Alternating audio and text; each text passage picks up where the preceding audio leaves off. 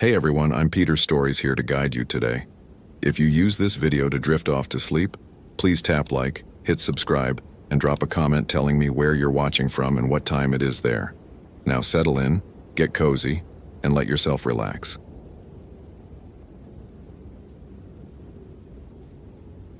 The photographs were still wet. Robert Fitzgerald found them hanging from a low branch on the Hall of Mosses trail, clipped to a length of fishing line like prints developing in a darkroom. Water beaded on their glossy surfaces, dripping onto the moss below in a rhythm that didn't match the rainfall that had stopped 3 hours ago. 4 Polaroids, the old kind that didn't exist anymore except in thrift stores and nostalgia. He'd been a ranger at Olympic National Park for 12 years, and in that time he'd seen plenty of strange things left behind by hikers: prayer flags, cremated remains, painted rocks with messages. But never this. Never photographs that couldn't have been taken where they hung because the angle was wrong. Because the perspective showed the exact spot where he was standing. Taken from a position 15 feet above the forest floor where no platform existed, the first photo showed the trail marker he'd passed 10 minutes ago. The second showed the suspension bridge over Willoughby Creek, its cables silvered with morning mist. The third showed his own truck parked at the Hoh Rainforest Visitor Center, license plate visible, taken yesterday morning. He knew it was yesterday because he remembered the coffee cup on the dashboard, the one he'd forgotten and found dried out when he returned at shift's end. The fourth photograph showed Olivia Rhodes. Robert's hands began to shake. The paper crinkled under his grip, water soaking into his gloves. Olivia Rhodes had been missing for 6 days. Her last known location was the Hoh River Trail, approximately 4 miles from where he stood. She'd been hiking alone, something the Park Service advised against but couldn't prevent. 26 years old, marine biology graduate student from Seattle, researching old-growth forest ecosystems. The photo showed her sitting on a nurse log, arms wrapped around her knees, staring directly at the camera with an expression Robert had seen before, in his nightmares, in the mirror during the bad months after David died. It was the expression of someone who knew they were already gone.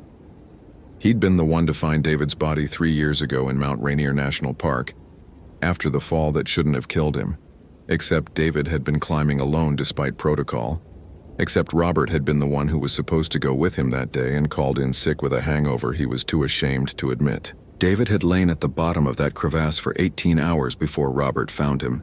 And in that time something had changed in David's face, a knowledge written in the frozen muscles that Robert couldn't articulate but recognized on a level deeper than conscious thought. The certainty of death arriving early, settling into features still technically alive. Olivia Rhodes wore that same expression. Robert pulled out his radio, then stopped. What would he report? That he found impossible photographs hanging from a tree. That one of them showed the missing woman everyone was searching for but offered no clue about where she actually was?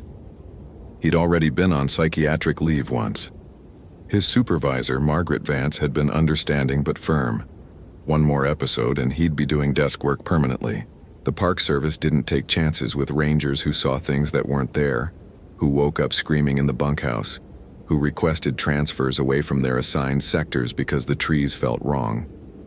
He pocketed the photographs and continued down the trail. The Hoh Rainforest was a temperate rainforest that received over 12 feet of rain annually, creating a landscape unlike anywhere else in the continental United States. Sitka spruce and western hemlock grew to massive proportions, their trunks draped in club moss and hanging gardens of ferns. The canopy was so dense that the forest floor existed in permanent twilight, even at noon. Sound behaved strangely here, muffled by the vegetation bouncing off wet bark in unexpected directions, creating echoes where none should exist. Robert had always loved this forest before David, before the night terrors, before he'd started seeing David's face in the patterns of lichen on tree trunks. Now it felt like a throat slowly closing. The trail wound through a gallery of giants, trees that had been ancient when the Mayflower landed. The Hoh people, the indigenous tribe for whom the river was named, had stories about this forest, about spirits that lived in the oldest trees, about paths that appeared and disappeared, about the dead who walked on moonless nights. Robert had attended a cultural sensitivity training where an elder had spoken about these traditions. and he'd listened politely while planning his grocery list in his head. He'd been a man of science then, someone who understood hypothermia and dehydration and the statistical likelihood of hikers making fatal mistakes. He'd believed the forest was dangerous only in the ways that mountains and rivers were dangerous, through indifference rather than intention. That was before David's autopsy report came back with findings that made no sense.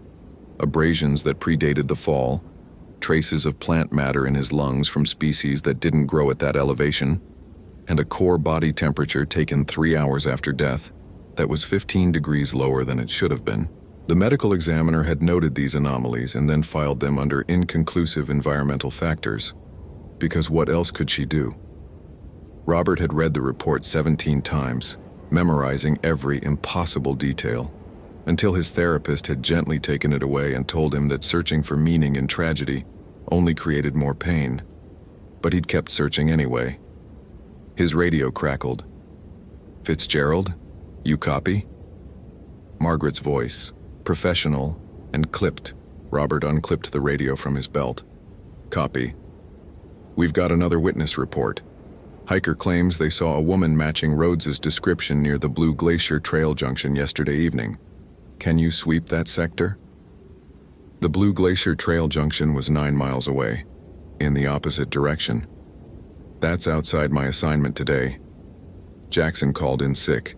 You're closest." A pause. "You okay handling this?" The question beneath the question. "Are you stable enough to handle a search for a missing woman, given your history?" "I'm fine," Robert said. "Heading there now."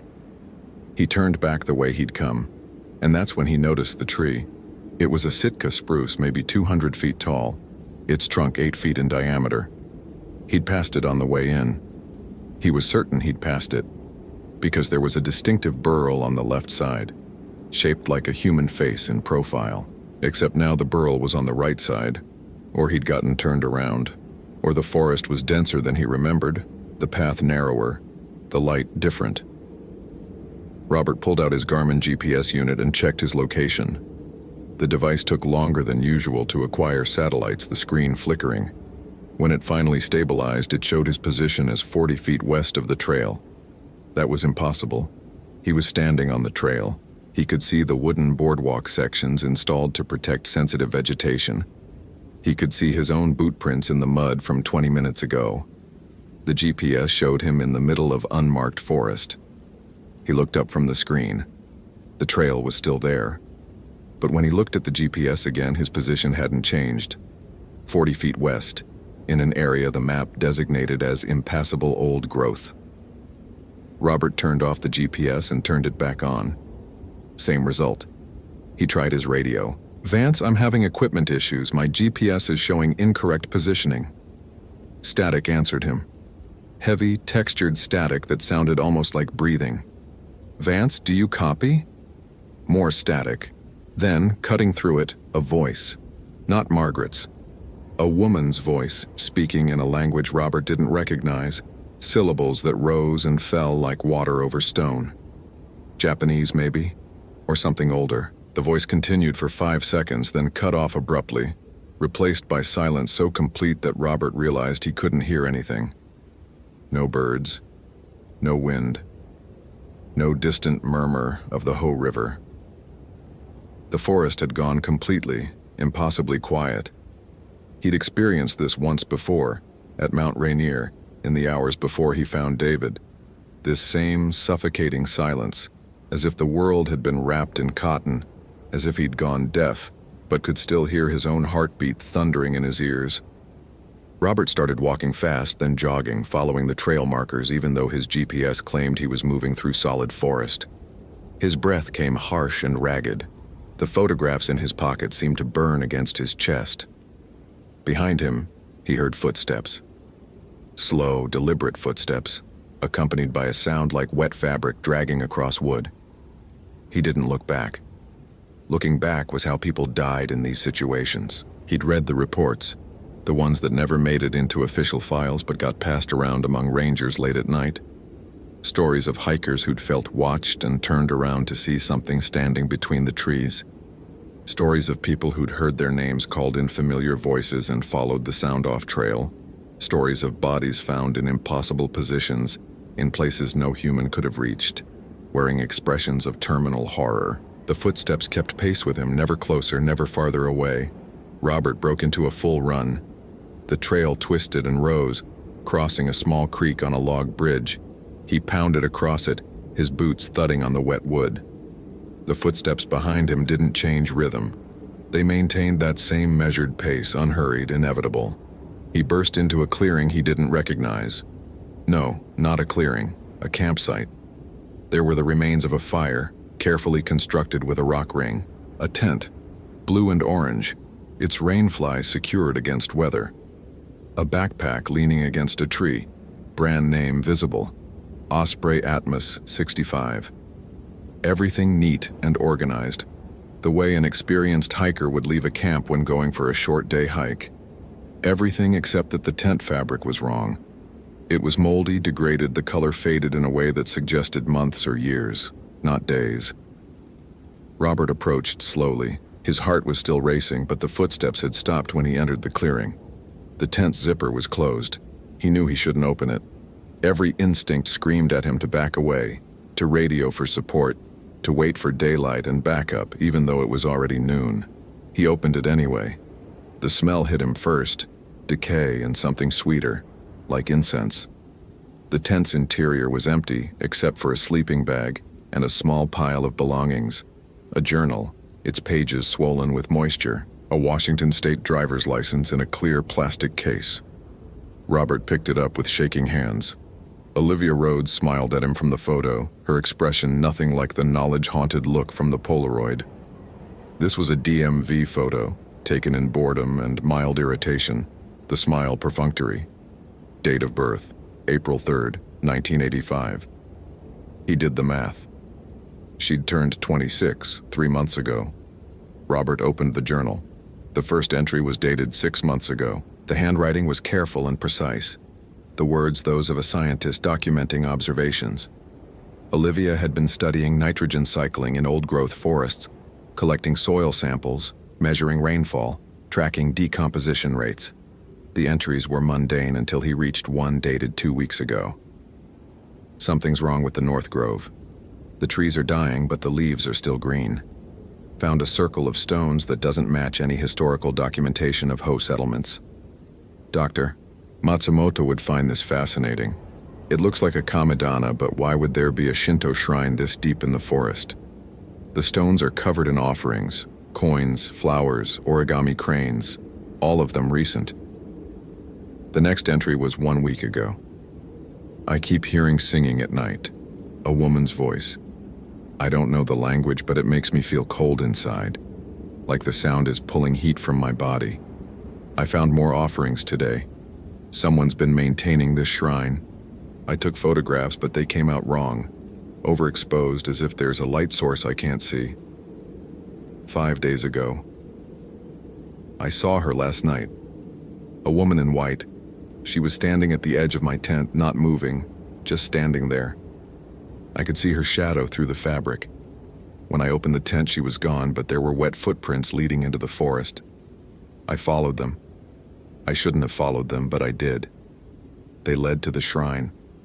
There was fresh blood on the stones. 4 days ago, the last entry. She's angry. I don't know how I know this, but I can feel it. Something terrible happened here. Something that hasn't been forgiven. I need to leave, but I can't find the trail. My GPS keeps showing me in different locations. The maps don't match the terrain. I'm walking in circles. I tried to reach the ranger station, but my radio only picks up that voice, singing the same song over and over. I think I'm going to die here. I think she wants me to die here. I look like someone she hates. I saw my reflection in the river yesterday, and for just a moment it wasn't my face. It was an Asian woman's face, older, with hair down to her waist. When I blinked, I was myself again. But she's in my head now. I can feel her. The journal ended there. Robert set it down carefully and backed out of the tent. The clearing was still silent. No birds, no insects, no wind. Just that oppressive, waiting silence. He pulled out his radio again and tried to call for help, but all he got was static, and that voice singing in Japanese. the melody rising and falling like a lament. He pulled out the Polaroid of Olivia and looked at it again. In the photograph, she was staring at something off camera, her expression frozen in recognition of something awful. Robert tilted the photo, trying to see what she was looking at, and that's when he noticed the shadow. There was a shadow on the ground beside Olivia in the photograph, a human shadow. But Olivia was alone in the frame. The shadow was too tall, too thin, with hair that pooled on the ground like spilled ink. Robert's hands went numb. The photograph fell into the mud. Behind him, someone whispered his name. Not his ranger name, not his professional identity, but the name David had called him in private, the nickname only one person in the world had used. He spun around. The clearing was empty, but now he could see what he'd missed before. Scratches on the trees surrounding the campsite, symbols carved deep into the bark.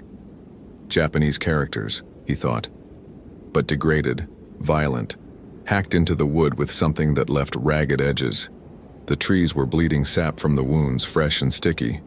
And there, at the edge of the clearing, barely visible between two massive hemlocks, stood a figure in white.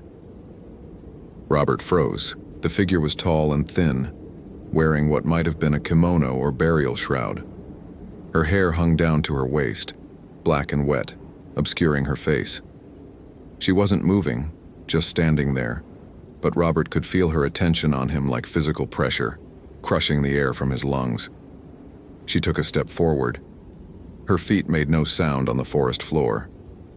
Robert backed away, his hand fumbling for the canister of bear spray on his belt, even though he knew it would be useless. Another step. The woman's hair swayed, though there was no wind. He could see her hands now, pale and long-fingered, hanging at her sides. "I'm sorry," Robert heard himself say. "Whatever happened here, I'm sorry." The figure tilted her head, a movement too smooth, too controlled. When she spoke, her voice was the same one from the radio, syllables flowing like water, like mourning, like rage given sound. Robert didn't understand the words, but he understood the meaning. "You are not forgiven. You will never be forgiven. This place remembers." She raised one hand and pointed at him. The temperature dropped 20 degrees in an instant. Robert's breath misted in front of his face. Ice crystals formed on the tense rainfly, crackling as they spread. The trees groaned, their trunks contracting in the sudden cold. And Robert saw with horrible clarity what had happened here. Not a vision, not exactly. More like a memory that wasn't his own, downloaded directly into his consciousness. A Japanese woman, early 20th century, living in a logging camp when Japanese immigrants worked the Olympic Peninsula forests. Her name was Yuki. She'd married a white foreman who'd promised her safety, promised her a home, promised her dignity.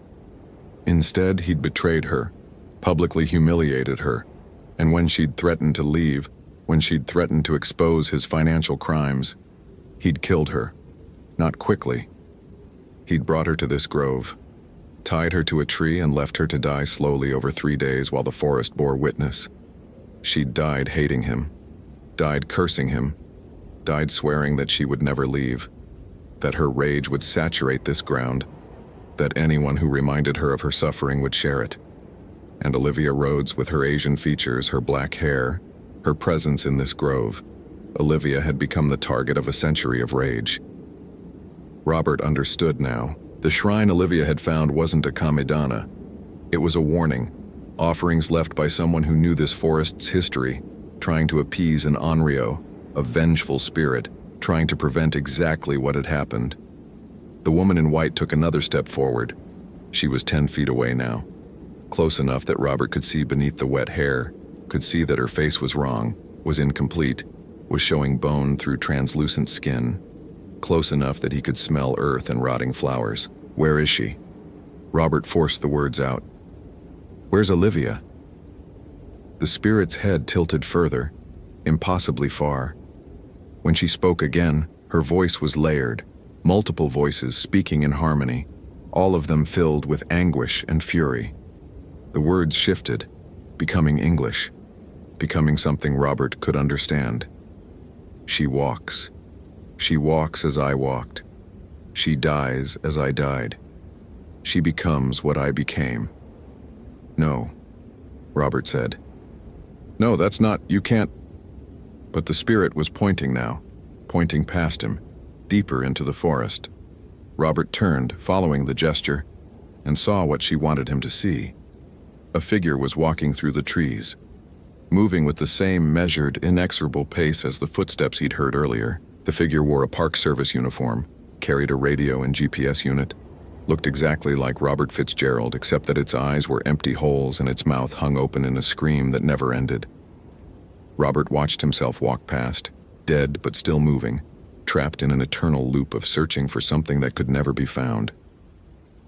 He saw David standing behind a tree, his body broken from the fall, but still walking, still looking for the partner who'd abandoned him. He saw other rangers, other hikers, all of them caught in this place, all of them victims of their own guilt and the forest's long memory. The spirit's voice came again, softer now, almost gentle. You feel her, the one you failed. You carry him, the one you abandoned. This forest keeps such things, this forest never forgets. Robert fell to his knees. The cold was absolute now, burning his exposed skin. His thoughts were fragmenting, his sense of self dissolving. He could feel David's presence not as memory but as tangible weight, the accusation of his death wrapping around Robert's throat like hands. I'm sorry, Robert whispered. David, I'm so sorry. The spirit crouched before him, her movement fluid and terrible. Up close he could see that her burial shroud was rotting, could see the rope marks on her wrists from where she'd been bound to the tree, could see the hatred in what remained of her eyes. But when she touched his face, her hand was surprisingly gentle. You did not kill him, she said, her English perfect now, almost kind. But you carry his death, as I carry mine, as she carries hers. This forest is built on such carrying, on grief that has nowhere to go, on rage that cannot be satisfied, on guilt that eats and never fills. Her fingers were ice against his skin. Robert could feel his heartbeat slowing, his body temperature dropping, his consciousness beginning to fade. Let me show you where she waits, the spirit whispered. Let me show you what you came here to find. The world inverted. Robert was standing. No, he was walking. No, he was everywhere at once, his consciousness stretched thin across the forest like morning fog. He saw through the trees' perspective, felt their roots drinking from soil mixed with human remains, tasted the memories stored in moss that had absorbed a century of decay.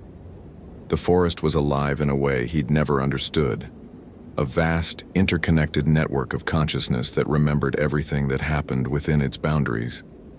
And there, at the heart of it, was Olivia Rhodes. She was standing in a grove he'd never seen before, though his GPS would probably claim it didn't exist. The trees here were different, twisted, their trunks spiraling in patterns that hurt to perceive. And in the center of the grove, the shrine Olivia had written about. Not a Shinto shrine, a containment, a prison, a place where someone long ago had tried to bind Yuki's spirit and failed. Olivia was standing before it, her back to Robert, her Park Service uniform torn and muddy. She'd been here for days, maybe longer, walking in circles around the shrine, following the same path over and over. When she turned, Robert saw that her face was no longer entirely her own. Yuki's features were bleeding through, the spirit's rage wearing Olivia's body like an ill-fitting mask. Help me, Olivia said, but the voice was layered, two women speaking at once. Robert tried to move toward her and found he couldn't. He was back in his own body, back in the clearing, the spirit still crouched before him with her hand on his face. Frost was forming where she touched him, ice crystals spreading across his cheek. You cannot save her, Yuki said. She is already mine. She carries the face of those who looked away when I screamed. She carries the silence of those who knew and did nothing. She will walk here forever as I walked until someone pays the debt. What debt? Robert's voice was barely a whisper. What do you want? The spirit's expression changed. The hatred flickered, revealing something underneath. Not mercy, but a kind of terrible understanding. I want what was taken. I want justice. I want recognition. I want the man who killed me to be punished, but he died 80 years ago in his sleep, unpunished, unmourned by anyone who knew the truth. I want time to reverse. I want my life returned. I want the impossible. She released his face and stood. And so I take what I can. I take the guilty. I take those who carry death on their souls. I take those who look like me, sound like me, remind me of what I was. I take, and it never fills the emptiness. Robert struggled to his feet. His legs barely supported him. Then stop. Choose to stop. You don't have to. I do not choose. The spirit's voice rose to a shriek that made the trees shudder. I am what was made of me. I am rage given form. I am the price of being forgotten. The forest erupted with sound. Birds burst from branches in panic. Small animals fled in waves. The ground itself seemed to pulse with anger. And Robert understood finally what he was dealing with. Not a ghost. Not really. Not a conscious entity making decisions. Yuki had been dead so long that she was no longer a person. She was a force, a phenomenon. Grief and fury calcified into something that could only repeat and consume. But Olivia wasn't gone yet. Olivia was still alive, still trapped, still fighting. Robert pulled out his radio one more time. Vance, if you can hear me, I need backup at... He checked his GPS, but the screen was solid ice now, cracked and useless. I'm in the North Grove, beyond the Hall of Moss's trail. I found Rhodes. She's alive, but in critical condition. I need medical evac and... Static drowned him out. But this time, instead of Yuki's voice, he heard something else. A helicopter, distant but real, responding to some earlier call. Hope surged in his chest. Yuki's spirit turned toward the sound, her head tilting, sensing the approach of the living world. For just a moment, her form wavered, becoming less solid. Robert ran. He didn't know which direction he was going, just away from the clearing, toward the helicopter sound. The forest tried to stop him. Branches snagged his clothes, roots materialized underfoot. The path twisted back on itself, but he kept running, driven by pure animal panic and something else. Something he'd lost 3 years ago when David died, the belief that saving someone might save himself. Behind him, Yuki shrieked. The sound was everywhere, resonating from every tree, a wail of abandonment and fury. Robert felt her attention focus on him like a searchlight, burning cold, pulling heat from his body. He burst through a wall of ferns and found himself on a trail he recognized, the main route, marked with official Park Service signs. He was back in the real forest, the one that operated by natural laws. Behind him, deeper in the trees, he could hear the helicopter getting closer. His radio crackled. "Fitzgerald, respond, we have your last known position." "I'm here," Robert shouted into the radio. "North Grove, I found Rhodes's camp. She's still in there, but there's..." He stopped. What could he say? That there was a vengeful ghost? That the forest itself was hostile? That Olivia was being possessed by a woman who died in 1923? "There's something wrong with her mental state," he said instead. "Possible exposure, hypothermia, psychological break. She's not alone in there." He meant Yuki, but it could be interpreted as another person. "Request immediate extraction and medical support." "Copy that, Fitzgerald. Helo is 2 minutes out. Light a flare if you can mark the position." Robert pulled a flare from his pack and lit it, the red smoke billowing up through the canopy. The helicopter circled overhead, rotors thudding. It couldn't land in the dense forest, but it could drop a rescue team. Robert ran back toward the grove. He had 2 minutes, maybe less, to find Olivia and get her to the extraction point. He followed his own trail back through the ferns, back through the twisting path, back to the clearing where Olivia's tent sat rotting. Yuki was there, waiting. But now Robert could see her more clearly, could see the woman beneath the rage. She'd been young when she died, maybe 30. She'd had a life, had dreams, had loved someone before betrayal and murder twisted her into this thing. The hatred in her eyes was real, but so was the sorrow underneath. "I can't give you justice," Robert said. "I can't give you your life back.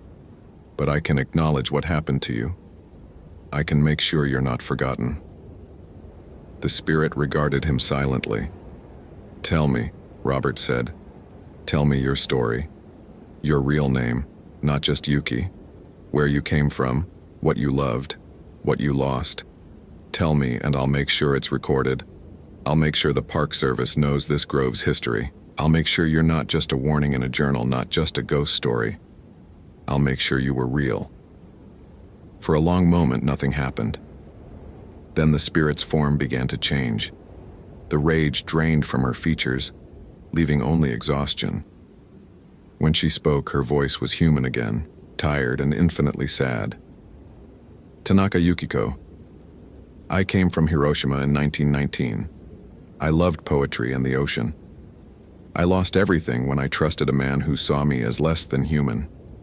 I died alone in pain, calling for help that never came. I was 28 years old."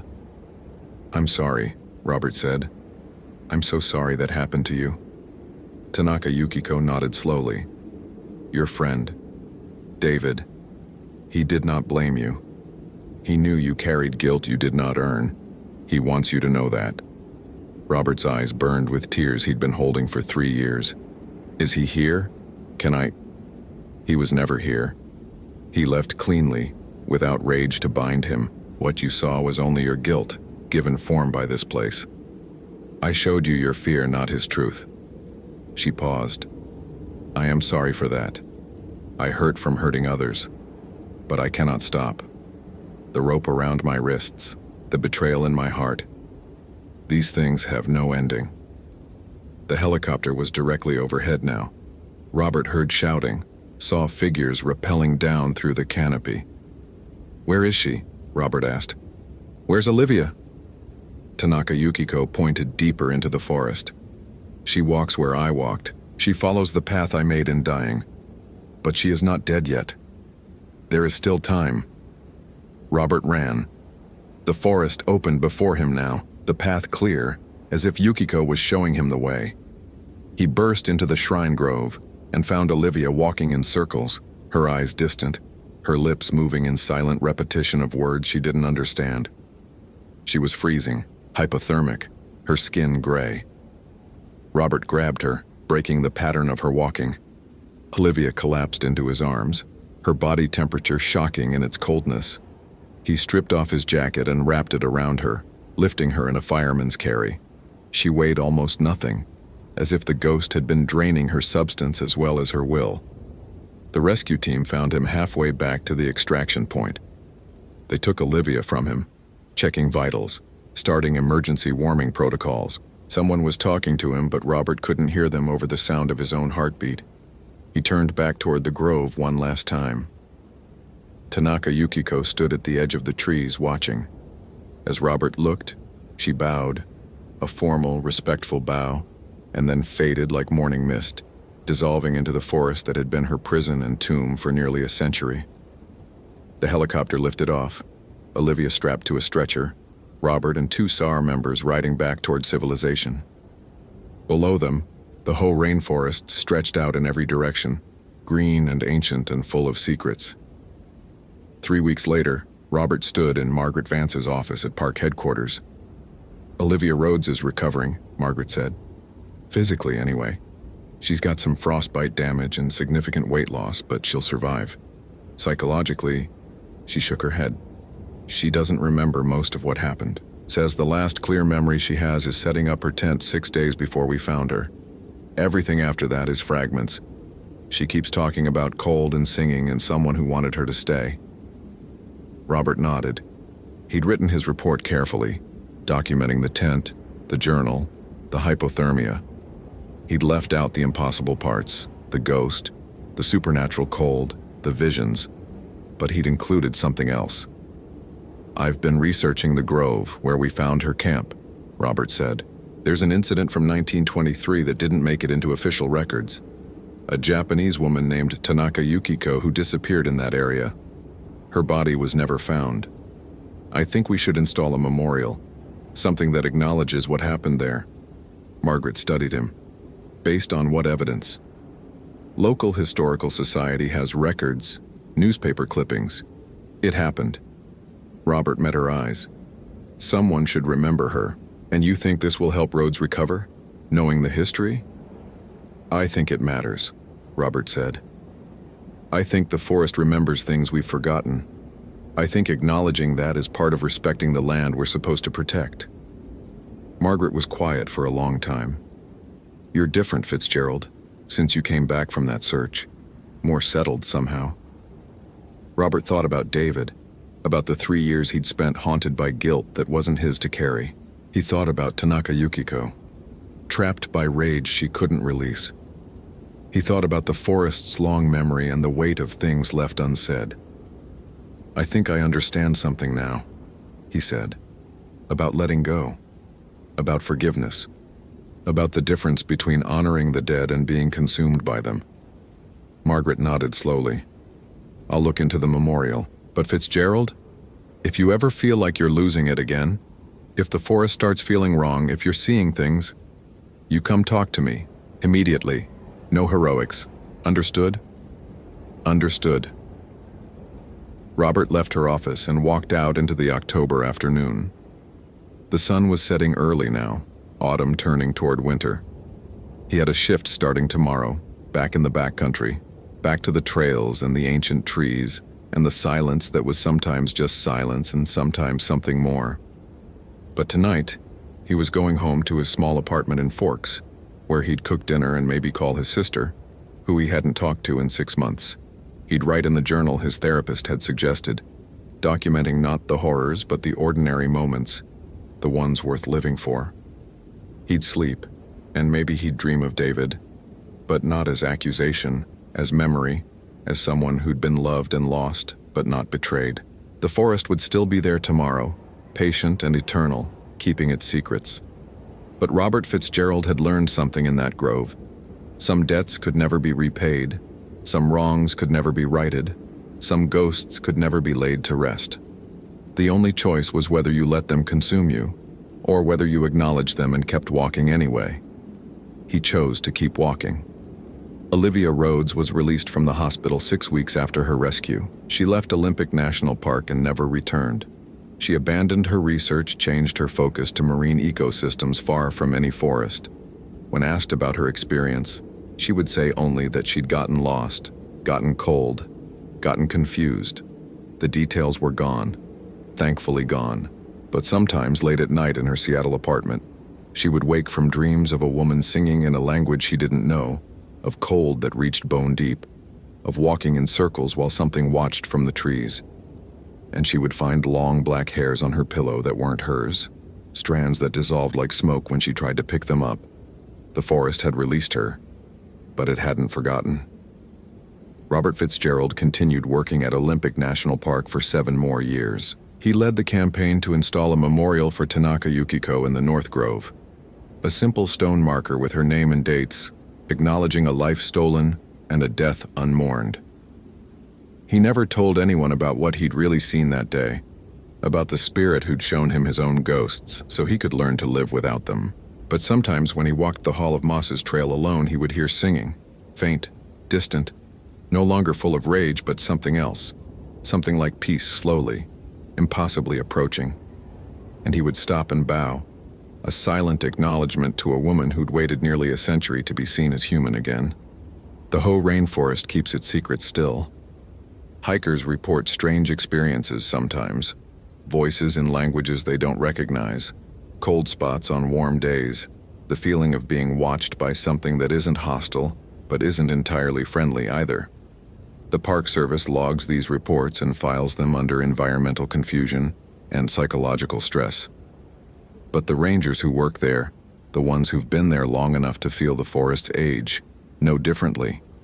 They know that some places remember, that some sorrows saturate the ground too deeply to ever fully fade, that the line between the natural and supernatural is thinner than maps suggest.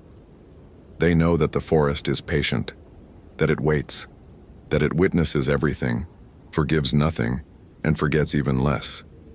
And they walk carefully in the old groves, especially the ones where the trees grow twisted and the moss hangs heavy, and the silence feels like listening. They walk carefully, And they respect what they cannot see. And they remember that some debts are paid not in justice but in acknowledgement, not in forgetting but in bearing witness. The photographs Robert found that day were never explained. They weren't in his report because he couldn't explain them. But he kept them, tucked into the back of Tanaka Yukiko's historical file, evidence of something that couldn't be proven but couldn't be denied. Sometimes he would take them out and look at them, at the impossible angles, at Olivia Rhodes's expression of knowledge without understanding, at the shadow that shouldn't exist. And he would think about the forest's memory, about how it stores everything, pain and joy, death and life, rage and forgiveness all layered together in soil and root and leaf. About how the supernatural isn't separate from the natural but woven through it like water through earth, visible only when conditions align. He would think about Tanaka Yukiko, who'd wanted only to be seen, to be real, to matter.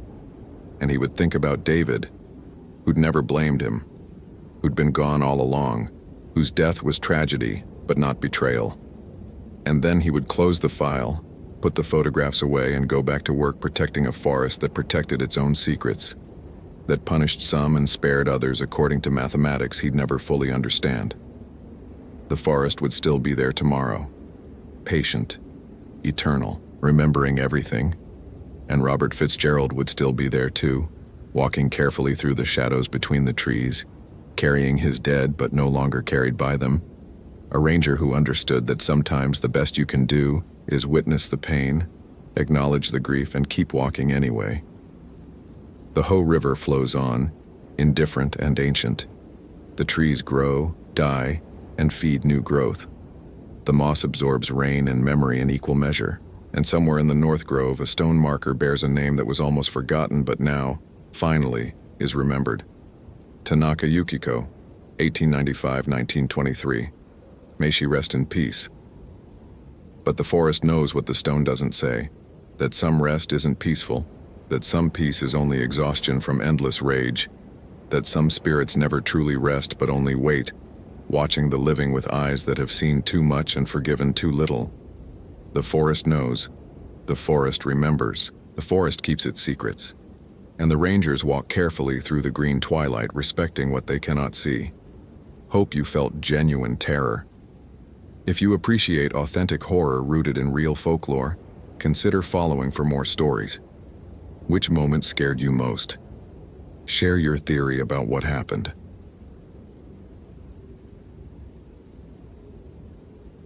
The trees in the Ho had been weeping for 6 days straight. Not rain. David Ramirez knew rain. This was something else, something that made the moss hang heavier, made the silence between drops feel like held breath.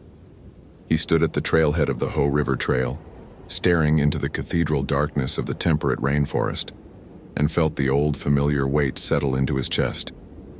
The weight that had been there since Cascade River, since Miguel, since the water. 3 years. 3 years since he'd watched his partner's hand slip from his grip in the current, since he'd surfaced alone. Lungs burning, Miguel's name tearing from his throat until it was just raw sound. 3 years of therapy-mandated desk work, of incident reports that never felt complete, of waking up reaching for someone who wasn't there. 6 months since they'd let him back in the field, back to doing what he'd sworn he'd never do again. And now this. Megan Price, 26, solo hiker. Last seen 4 days ago heading toward Blue Glacier. Her satellite beacon had activated briefly on day 2, then gone silent. Her GPS coordinates placed her somewhere along the upper trail, past the ranger station, deep in the old growth where the Sitka spruce reached heights that made you forget the sky existed. David adjusted his pack. Osprey Ether 70, 60 pounds of gear that felt like nothing compared to what he carried inside, and checked his radio. Motorola XPR 7550, fully charged, though signal would be intermittent at best once he passed Lewis Meadow. His Garmin GPS Map 64 showed the trail stretching ahead like a promise the forest didn't intend to keep. Base, this is Ramirez. Beginning trail ascent at 0847 hours.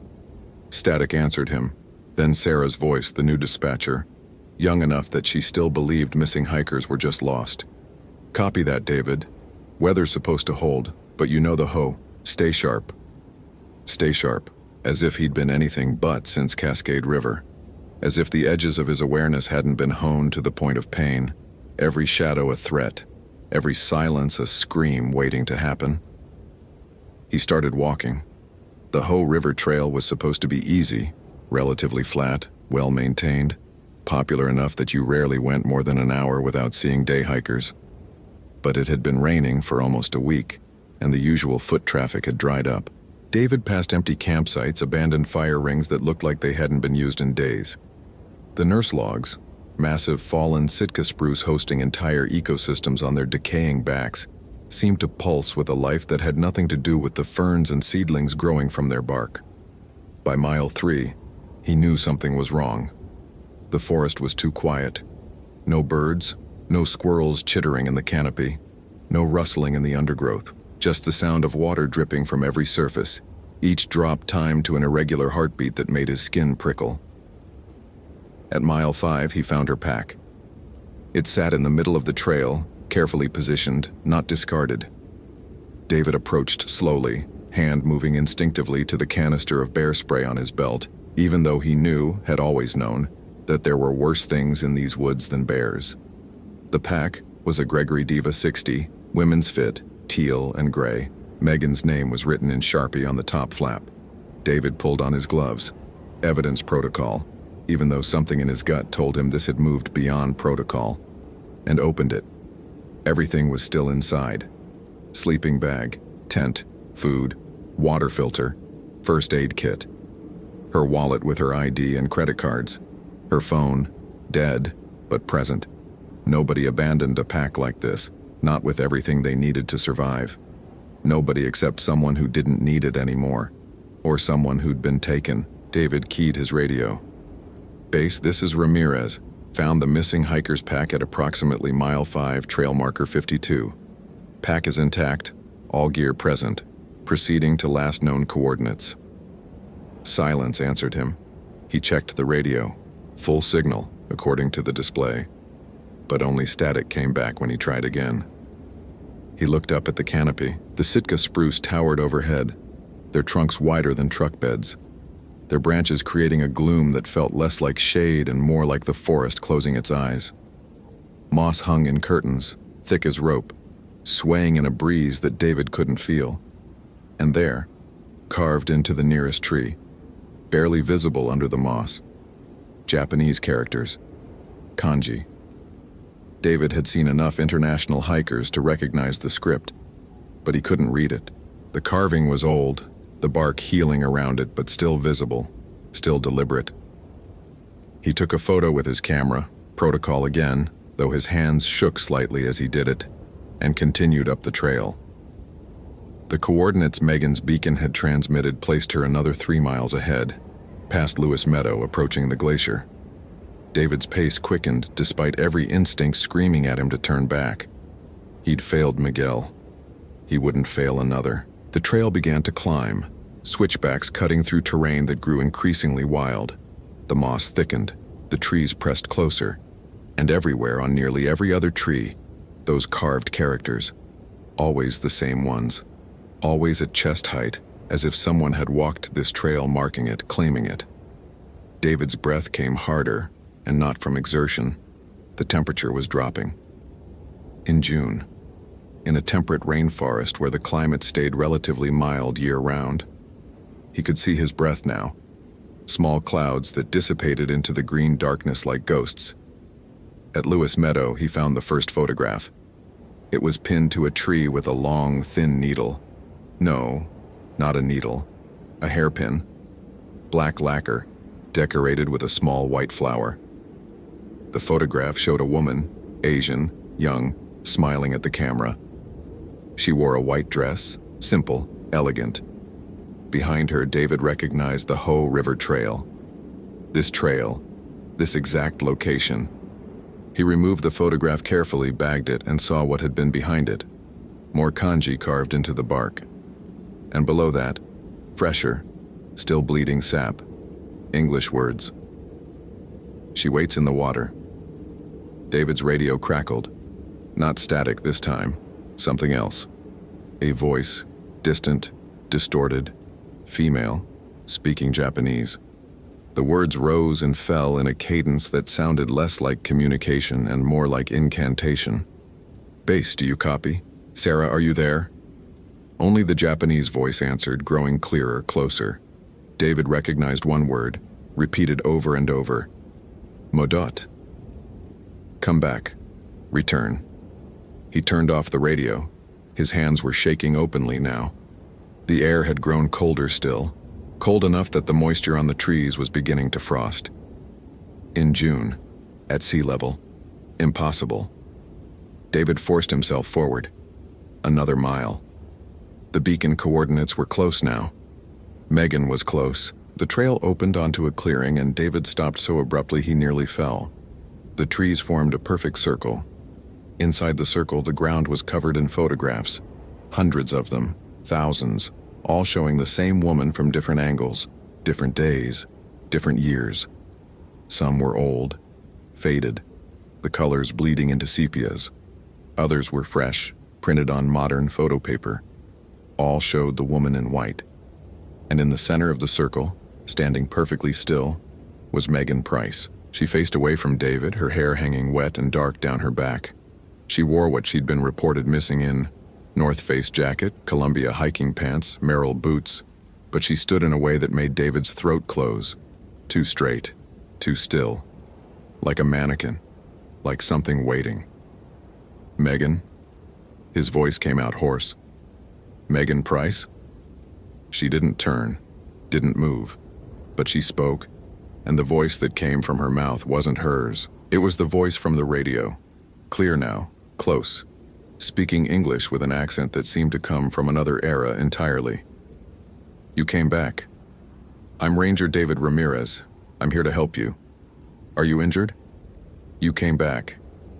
The same words, same inflection. "You promised you would come back." David's training told him to approach, check for injuries, assess the situation, but every instinct, honed by loss, sharpened by grief, screamed at him to run. He took a step forward anyway. The temperature plummeted. His breath came in clouds so thick he could barely see through them. The photographs on the ground began to rustle, lifting in a wind that David still couldn't feel, swirling around Megan like leaves, like snow, like words written in a language he couldn't read. Megan turned. Her face was white, not pale, white, like paper, like bone, like the absence of blood. Her eyes were open but filmed over, milky, seeing nothing and everything. Her mouth moved, and though her lips shaped words, the voice came from somewhere else, somewhere deeper. "I waited. You said you would come back. You said." And then David saw what was behind her. The woman in white stood at the edge of the clearing. Not translucent, not ghostly. Solid, real, more real than anything else in the forest. She wore the same dress from the photographs, but it was wet now, clinging to her frame, dripping water that didn't soak into the ground but pooled and spread like blood. Her hair fell forward, covering her face completely, reaching almost to her waist, black and glistening and somehow wrong. David's hand moved to his radio by instinct, but he knew it wouldn't work. Knew that whatever this was, it existed outside the reach of radio waves and emergency protocols and search and rescue procedures. The woman in white tilted her head, an inhuman movement, too sharp, too precise. And then she began to walk toward Megan, not stepping exactly, gliding, the water spreading beneath her feet with each impossible stride. "No," David's voice cracked. "Leave her alone." The woman stopped. Slowly she raised one hand, pale, long-fingered, nails painted white, and pushed her hair aside. David had seen death before, had seen Miguel's face in the water, lifeless, had pulled bodies from rivers and ravines and crevasses, but nothing had prepared him for this face. It was beautiful and terrible, perfect and ruined, alive with a hatred so pure it felt like heat despite the cold. Her eyes met his, and David understood. She wasn't here for Megan. She'd never been here for Megan. She was here for him. The memories hit like a physical blow. Not his memories. Hers.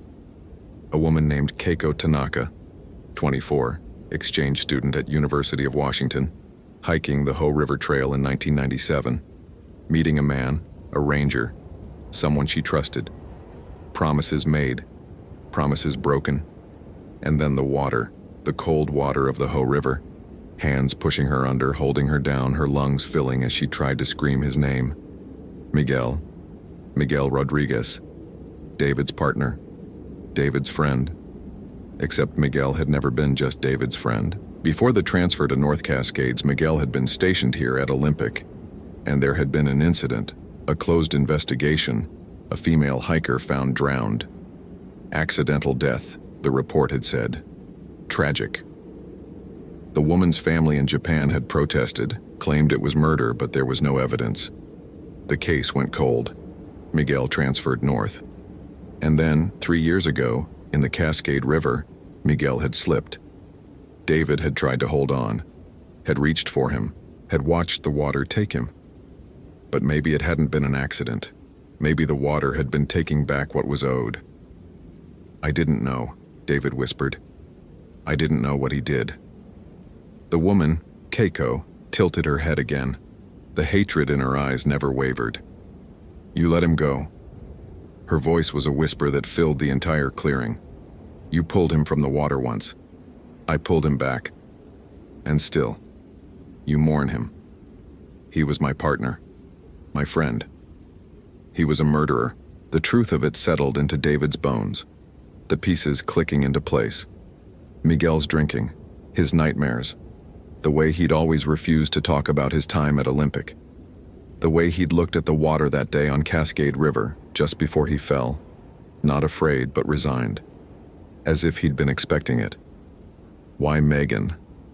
David's voice was steady now, though everything inside him was breaking. She's innocent. So was I. Keiko moved closer, the water spreading, rising, pooling around Megan's feet. But I learned that innocence does not protect us from those who wear righteousness like a mask. He wore his ranger uniform. He spoke of conservation, of sacred duties. And then he drowned me because I threatened to expose what he had done to others. Others? How many? How many hikers who'd gone missing over the years, written off as accidents, as exposure, as bad luck? Take me, David said. The words came without thought, but once spoken, he knew they were right. Let her go. Take me instead. Keiko stopped, studied him with those terrible eyes. You would trade yourself? Yes. Why? You did not know her. She is nothing to you. Because I couldn't save him. David's voice broke. I couldn't save Miguel. Not from drowning. Not from whatever drove him to do what he did. But I can save her. For a long moment, nothing moved. The forest held its breath. The photograph suspended in the air like frozen rain. Then Keiko spoke, and her voice was different, softer, sadder. You truly did not know. No. You grieved him. Yes. You would have saved him, even knowing. David closed his eyes. Yes. The cold began to recede. When David opened his eyes, Megan was crumpling to the ground, color flooding back into her face, and Keiko stood directly in front of him. Close enough that he could see the water dripping from her hair wasn't water at all, but tears. He never came back, she whispered. He promised he would come back, and then he drowned me. I waited, in the water, in the dark, waiting for him to keep his promise. I'm sorry, David said, and meant it. I'm so sorry. Keiko reached out one pale hand, pressed it against David's chest, over his heart. The cold was absolute, reaching into him, freezing the guilt and grief and weight he'd carried since Cascade River. You let him go, she said. Let me go too. How? Remember me, not him. Remember Keiko Tanaka. Remember that I loved this forest. Remember that I did not deserve to die. Remember that I waited, and no one came. I'll remember, David whispered. I promise. The woman in white smiled. It was terrible and beautiful and human. Then I can rest. She began to fade, not vanishing but dissolving like mist in morning sun. The photographs fell from the air, scattering across the ground. The temperature rose. The sound of birds returned to the forest, tentative at first, then growing in confidence. And David stood in a clearing full of evidence of a death that had been covered up for 12 years, with an unconscious hiker at his feet and a promise to keep. Megan woke in the hospital 2 days later with no memory of anything after the second day of her hike. Hypothermia, the doctor said. Exposure. Lucky that Ranger Ramirez found her when he did. She'd been in a fugue state, wandering, delusional, common with severe cases. She'd recover fully. David filed his report meticulously, described finding Megan in the clearing, described the hypothermic symptoms, did not describe the woman in white, the photographs, the impossible cold, but he included everything else: the location, the coordinates, the carved kanji on the trees.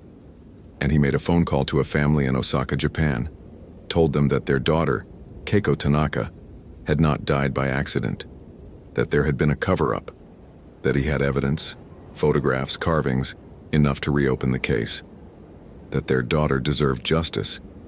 The investigation took 6 months. Miguel's personnel file was reviewed. Other cases from his time at Olympic were examined. 3 other female hikers, all international, all ruled accidental drownings. The pattern was undeniable. Miguel Rodriguez was posthumously stripped of his badge and benefits. The families were notified. Keiko's body, never recovered from the Ho River, was memorialized with a plaque at the trailhead. David requested the placement, made sure the kanji on the plaque matched the characters carved into the trees, made sure Keiko Tanaka's name was there, permanent, remembered. He left Olympic National Park after that, took a position at Mount Rainier, somewhere without rivers, without the weight of water and broken promises. But he visited the memorial twice a year, in spring and in fall, and each time he left flowers, white chrysanthemums traditional for mourning in Japan, and spoke her name aloud. Keiko Tanaka, I remember you. You did not deserve what happened. You loved this forest, and you waited, and I came, even if I was not who you were waiting for.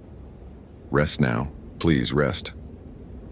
The forest never answered, but sometimes on the clearest days when the light filtered through the Sitka spruce just right, David could have sworn he saw a figure in white between the trees.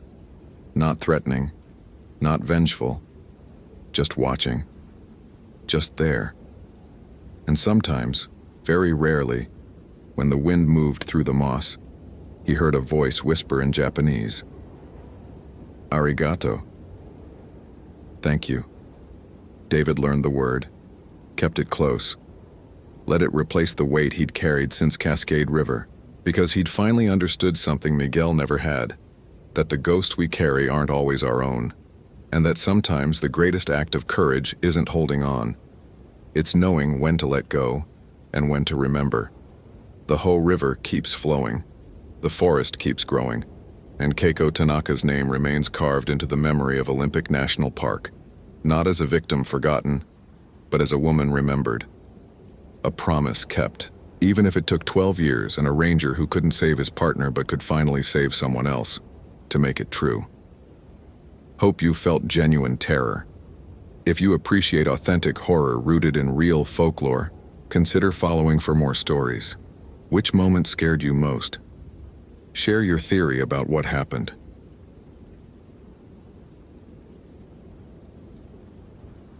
James Whitmore's thermometer read -42 degrees, but his coffee was boiling over. He stared at the impossibility for 3 full seconds before his training kicked in. Check the equipment, verify the malfunction, document the anomaly.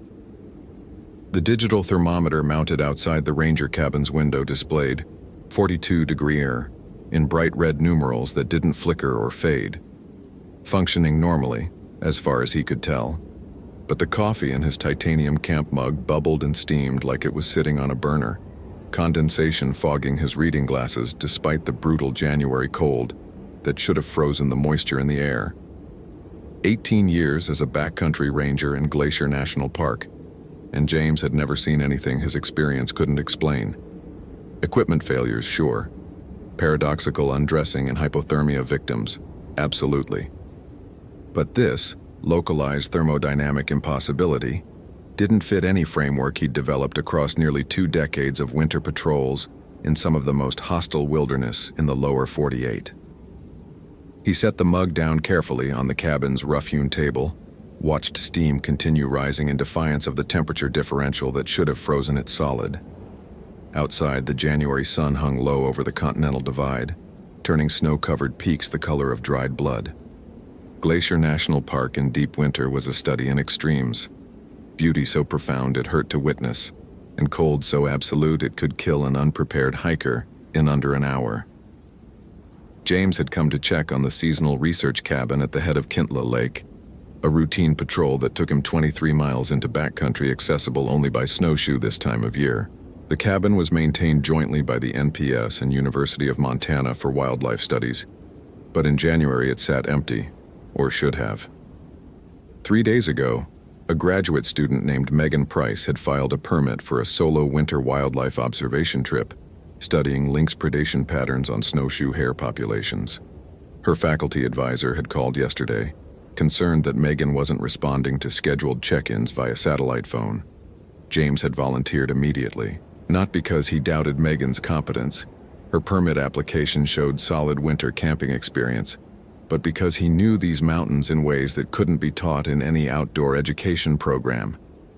He knew how the wind could strip heat from exposed skin in seconds, how the snow could swallow a person without trace, how the winter dark in these valleys could make even experienced outdoors people question their sanity. What he didn't know was why his coffee was boiling at -42 degrees.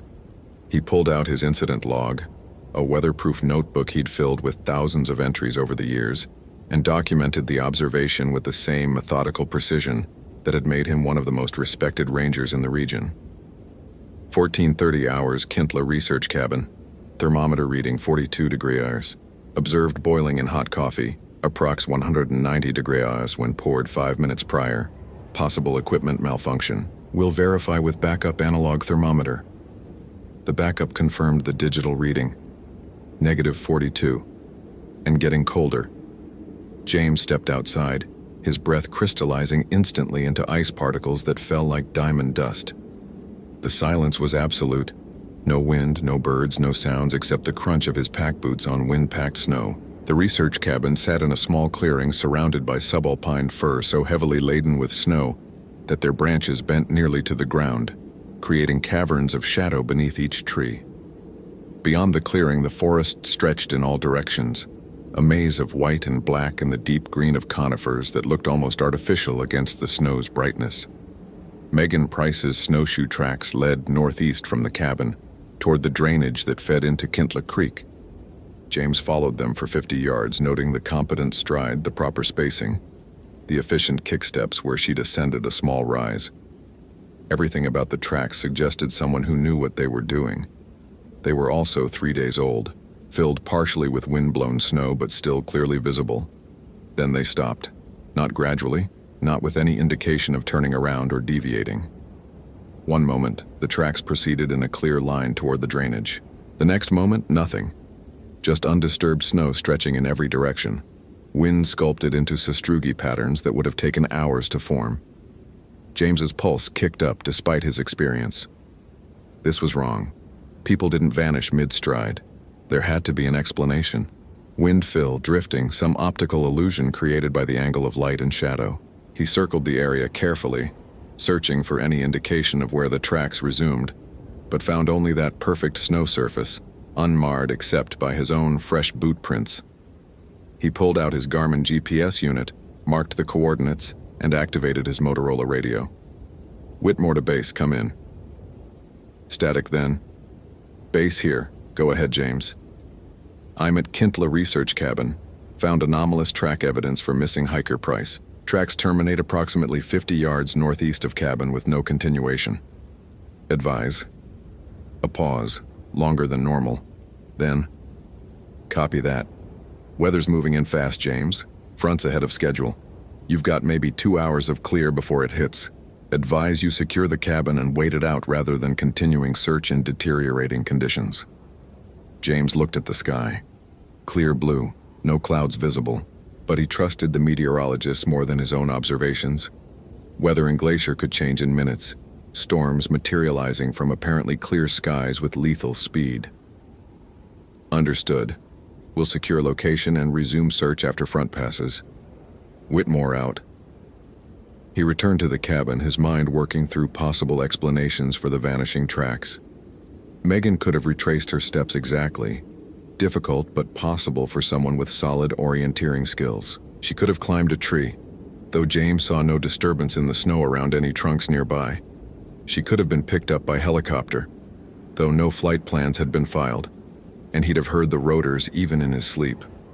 Or something else had happened, something his 18 years of experience didn't provide framework for. Inside the cabin, his coffee had frozen solid in the mug. The temperature reading now showed 47 degrees F and dropping. James's unease crystallized into something harder, colder. He'd survived nearly 2 decades in backcountry because he paid attention to his instincts, and every instinct he possessed was screaming that something fundamental had broken in this small corner of wilderness. The rules that governed thermal dynamics, that explained human behavior, that made the natural world predictable, those rules had stopped applying somewhere between Megan's last footprint and the undisturbed snow beyond. He checked the cabin thoroughly, looking for any sign Megan had returned. Her gear was still there. Sleeping bag rated to 40-degree warms, camp stove with full fuel canisters, food supplies carefully stored in bear canisters despite it being winter, when bears were hibernating. Her satellite phone sat on the table beside her field notes, battery dead. James plugged it into his solar charger, waiting for it to power up while he read through her observations. The notes started normally. Lynx tracks observed, scat analysis, prey remains documented with photographs. Megan wrote in a clear, scientific hand, her observations precise and professional. But the entries from 3 days ago showed a change in tone. Unusual thermal readings, camera batteries dying in minutes despite being warm. Local Blackfeet legends mention winter that eats in this drainage. Asked cabin maintenance worker about it. He laughed, said scientists don't believe in Wetico. When I asked what that meant, he said I should leave before the solstice moon. That was 4 days ago. It's just folklore, but the cold here feels different. Hungry. James's stomach tightened. Wetico. He knew the word, though not well. Some kind of creature from Blackfeet or other Algonquian traditions. He'd heard it mentioned occasionally by tribal members who worked with the Park Service, usually in context that made it clear they weren't joking even if they wouldn't elaborate to outsiders. Something about cannibalism, about winter, about hunger that couldn't be satisfied. The satellite phone finally powered on, beeping with a backlog of messages. James scrolled through them. Increasingly concerned texts from Megan's advisor, her roommate, her parents. The last message she'd sent was brief. Something outside, not animal, moving wrong, cold, getting worse. We'll document and report. No photos attached, no further clarification. The timestamp was 72 hours ago, right around the time her tracks would have been made. James stood abruptly, moved to the cabin's single window. Outside, the light had changed. Not darker exactly, but thinner, as if the sun's warmth had been filtered out while the illumination remained. The shadows under the snow-bent firs seemed deeper, more absolute, and in those shadows, James saw movement, fast and angular, too quick for his eye to follow, there and gone between one heartbeat and the next. He grabbed his binoculars, scanned the tree line. Nothing. Just snow and silence and that peculiar quality of light that made distances impossible to judge. But he'd seen something. His eyes didn't lie, even if his mind was struggling to process what they'd reported. The thermometer now read 53 degrees. Functionally impossible. The historical record for this area in January bottomed out around 35 degrees. This was entering Siberian territory, temperatures that required specialized gear and protocols James didn't have. His clothing was rated for 30 degrees, adequate for typical glacier winter patrols but catastrophically insufficient if the thermometer was accurate. Yet he wasn't cold. That was the thing his mind kept snagging on. He should be hypothermic by now, shivering violently, his core temperature dropping into dangerous ranges. Instead, he felt comfortable, almost warm, as if his body had stopped responding appropriately to the environmental temperature. Or as if the cold wasn't physical, as if it was something else entirely, masquerading in familiar form. James forced himself to think methodically. Equipment malfunction remained the most likely explanation, a short in the thermometer, creating false readings. The boiling coffee could have been residual heat from pouring, misperceived in the stress of searching for a missing person. The vanishing tracks, wind fill, the movement in the trees, probably a pine marten or snowshoe hare, glimpsed peripherally and magnified by isolation anxiety. Except he'd never experienced isolation anxiety, not in 18 years, not even on solo winter patrols that lasted a week or more. James Whitmore didn't panic. He assessed, planned, executed. That reliability was what made him valuable, what made him the ranger supervisors sent into backcountry when situations got complicated. But this situation wasn't complicated. It was impossible. And impossibility didn't exist in James's understanding of how wilderness worked.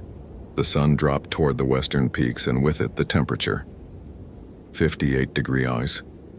James's breath should have been crystallizing into sheets of ice. His extremities should have been going numb. Instead, he felt that strange warmth, and underneath it something else.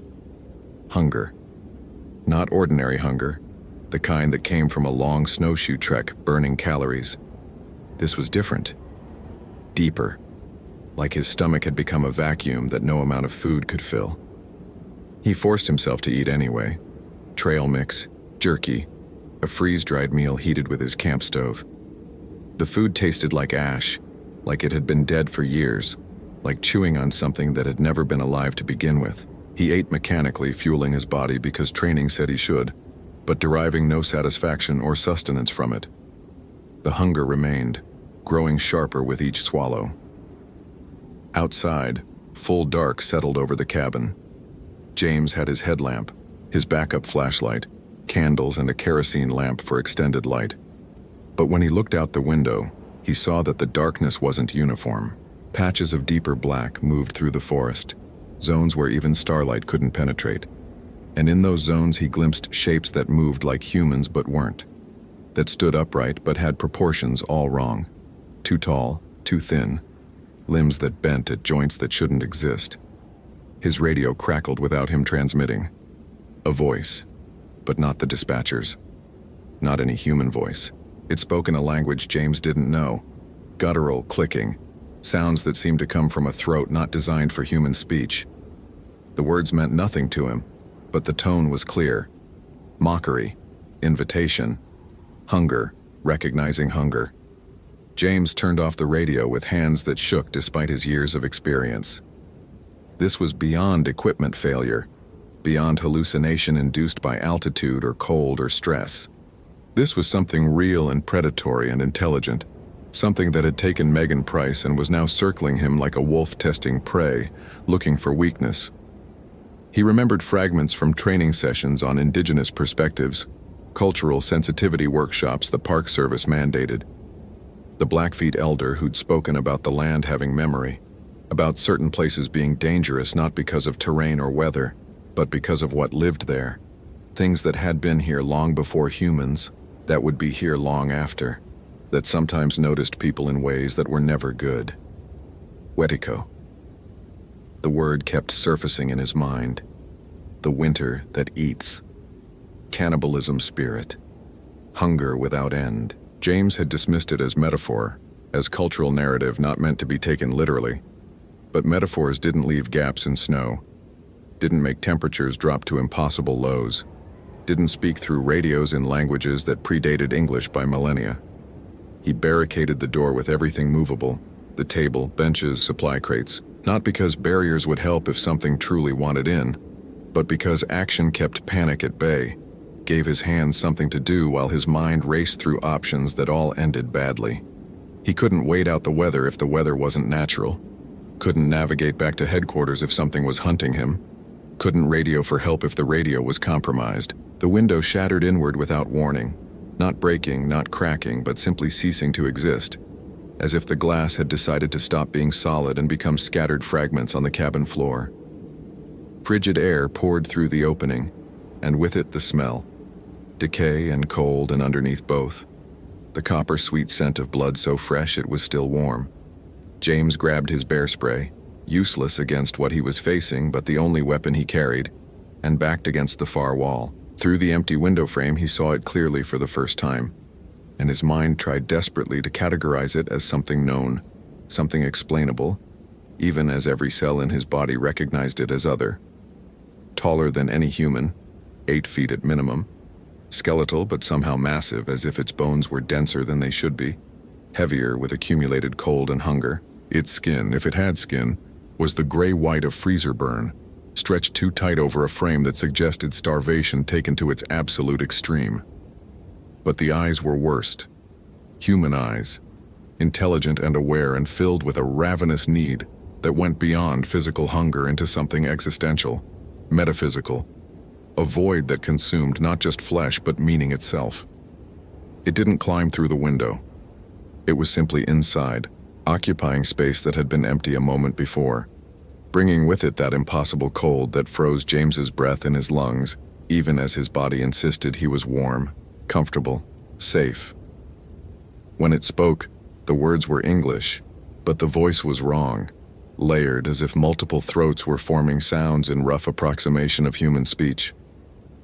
The woman tasted of fear and ambition. What will you taste of, Ranger? 18 winters in these mountains, 18 years thinking you understood what lived here.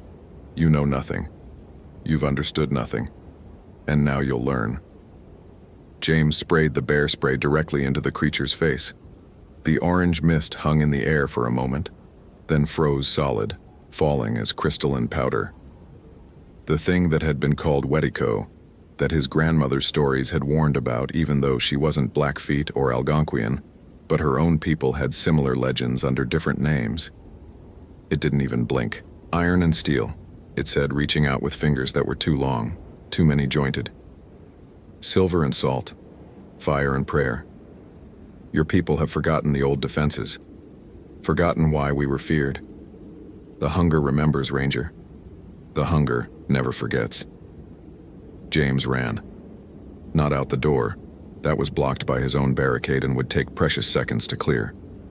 Through the window, glass fragments slicing his jacket as he dove into snow so deep it swallowed him to the chest. He floundered, fought his way upright, lunged toward the tree line where at least the forest would provide cover. Obstacles. Something between him and the thing that moved through the cabin doorway with the casual ease of a predator who knew its prey had nowhere to go. The snowshoes were back in the cabin. His GPS was in the cabin.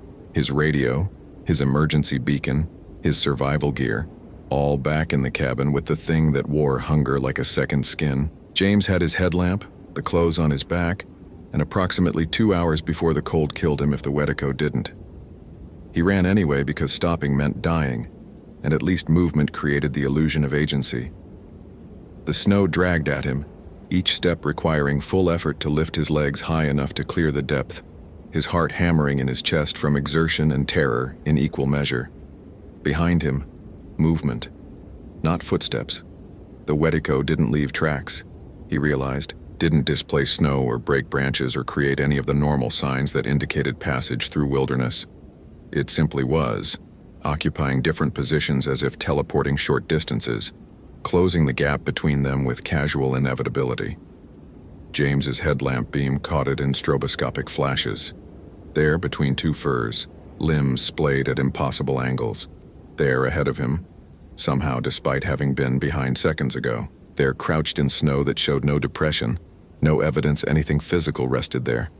His lungs burned, his legs screamed, and underneath the exertion, that hunger grew, spreading through him like infection, making his mouth water at the thought of warm meat, fresh blood, the sustenance that was running just ahead of him. James stumbled, horror overriding exhaustion as he realized what he was thinking. About himself, about his own flesh as food, The Wedico didn't just hunt. It corrupted, transformed, made its prey into itself through that insatiable hunger that recognized no boundary between self and other, predator and prey. He forced the thoughts down, focused on surviving. There, ahead, barely visible in his headlamp beam, a jumble of boulders forming a small cave, probably a hibernaculum for marmots or bears in warmer months. James dove for it, squeezed into the opening, pressed himself against stone that radiated cold like a physical force.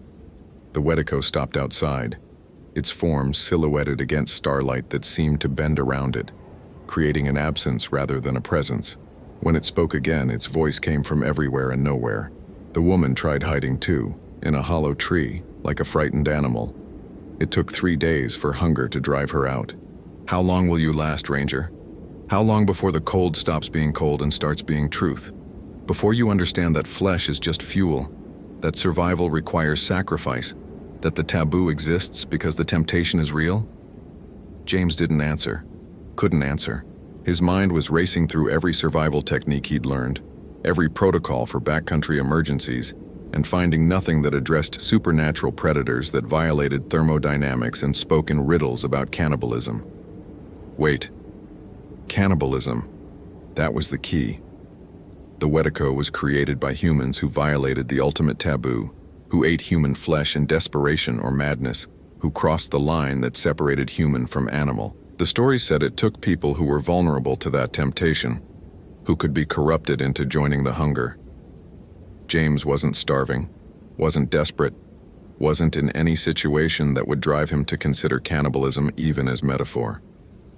The Wedico had no leverage except fear, and fear alone wasn't enough to transform someone into. His stomach cramped violently, a pain so intense he doubled over, gasping. The hunger surged, no longer background sensation but overwhelming need. His body convinced it was starving despite having eaten less than 2 hours ago. His mouth watered, his teeth ached, and the thoughts came faster now, unbidden and horrible. Warmth inside flesh, nutrients that could sustain him through the winter. The simple biological fact that humans were made of the same proteins and fats as the animals he ate without moral complication. No. James gritted his teeth, bit his own tongue until he tasted blood. His own blood, not food, not sustenance, just proof he was still human. "I'm not starving," he said aloud, voice shaking. "I have supplies. I have training. I don't need to." The woman said the same thing. The Wedico interrupted. For 3 days she said it, while the cold worked into her bones and the hunger made promises. On the 4th day she stopped saying it. On the 5th day she stopped being human, and now she hunts with me, Ranger. Now she understands that hunger is the only truth, that everything else, civilization, morality, the thin line between human and animal, all of it is illusion we maintain only when our bellies are full. James's headlamp flickered, dimmed, went out. His backup batteries were in his pack, in the cabin, with the thing that spoke about Megan Price in past tense. That suggested she'd become what it was. That implied transformation was inevitable, and resistance only delayed the end. In the absolute darkness of the cave, James felt, rather than saw, the Wedico move closer. Heard its breath, or what approximated breath, moving air that should have been still. And underneath his horror, that hunger continued growing, reshaping his thoughts, making him calculate the caloric value of his own extremities. Wonder how long he could survive if he sacrificed a few fingers to the cold and... He screamed. Not from pain, but from the violation of having those thoughts, those calculations emerge from his own mind. Screamed until his throat was raw, until the sound echoed back from stone walls that seemed to press closer, until the Wedico's laughter filled the spaces between echoes. "Yes," it said. "Yes, that's the moment. When you realize the hunger isn't external, it's in you. It's been in you since your species learned to fear winter, to understand that survival sometimes requires horror. I don't create the hunger, Ranger. I just remove the barriers that keep you from acknowledging it." James fumbled with numb fingers for his emergency supplies. A single flare in his jacket pocket, saved for worst-case scenarios. This qualified. He struck it against stone, the magnesium igniting with painful brightness that made him squint, that pushed back the darkness and with it some of the oppressive hunger that had been crushing him. In the flare's light, he saw the Wetico clearly. Not one creature, but two, because Megan Price stood beside it. Her face gaunt and hollow-eyed, her hands tipped with fingers that had grown too long, too sharp, her clothing torn and stained with something dark that could have been dirt or dried blood. She looked at James with expression that held both recognition and something beyond humanity. A hunger that had burned away whoever she'd been and left only appetite. "I'm sorry," she said. And her voice was her own, still recognizably the graduate student who'd filed a careful research permit and documented lynx predation with scientific precision. "I didn't mean to. I was so hungry, and it kept saying the cold would kill me unless I ate, and there was..." She gestured vaguely at her own body. Parts that weren't essential, toes that were already frostbitten, fingers that couldn't feel anything. It seemed logical. It seemed like survival. And once I tasted warm flesh and fresh blood, the hunger it grew. It's all I am now, all I'll ever be.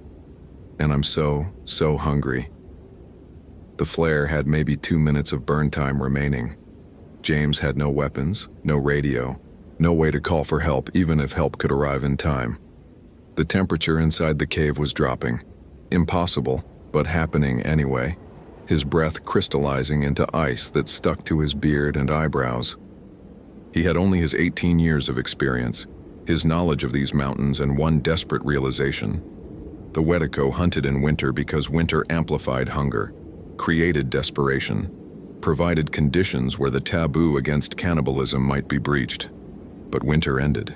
Spring came, and with warmth, the hunger lost its leverage. "Fire," James said, the word emerging from some instinct deeper than training.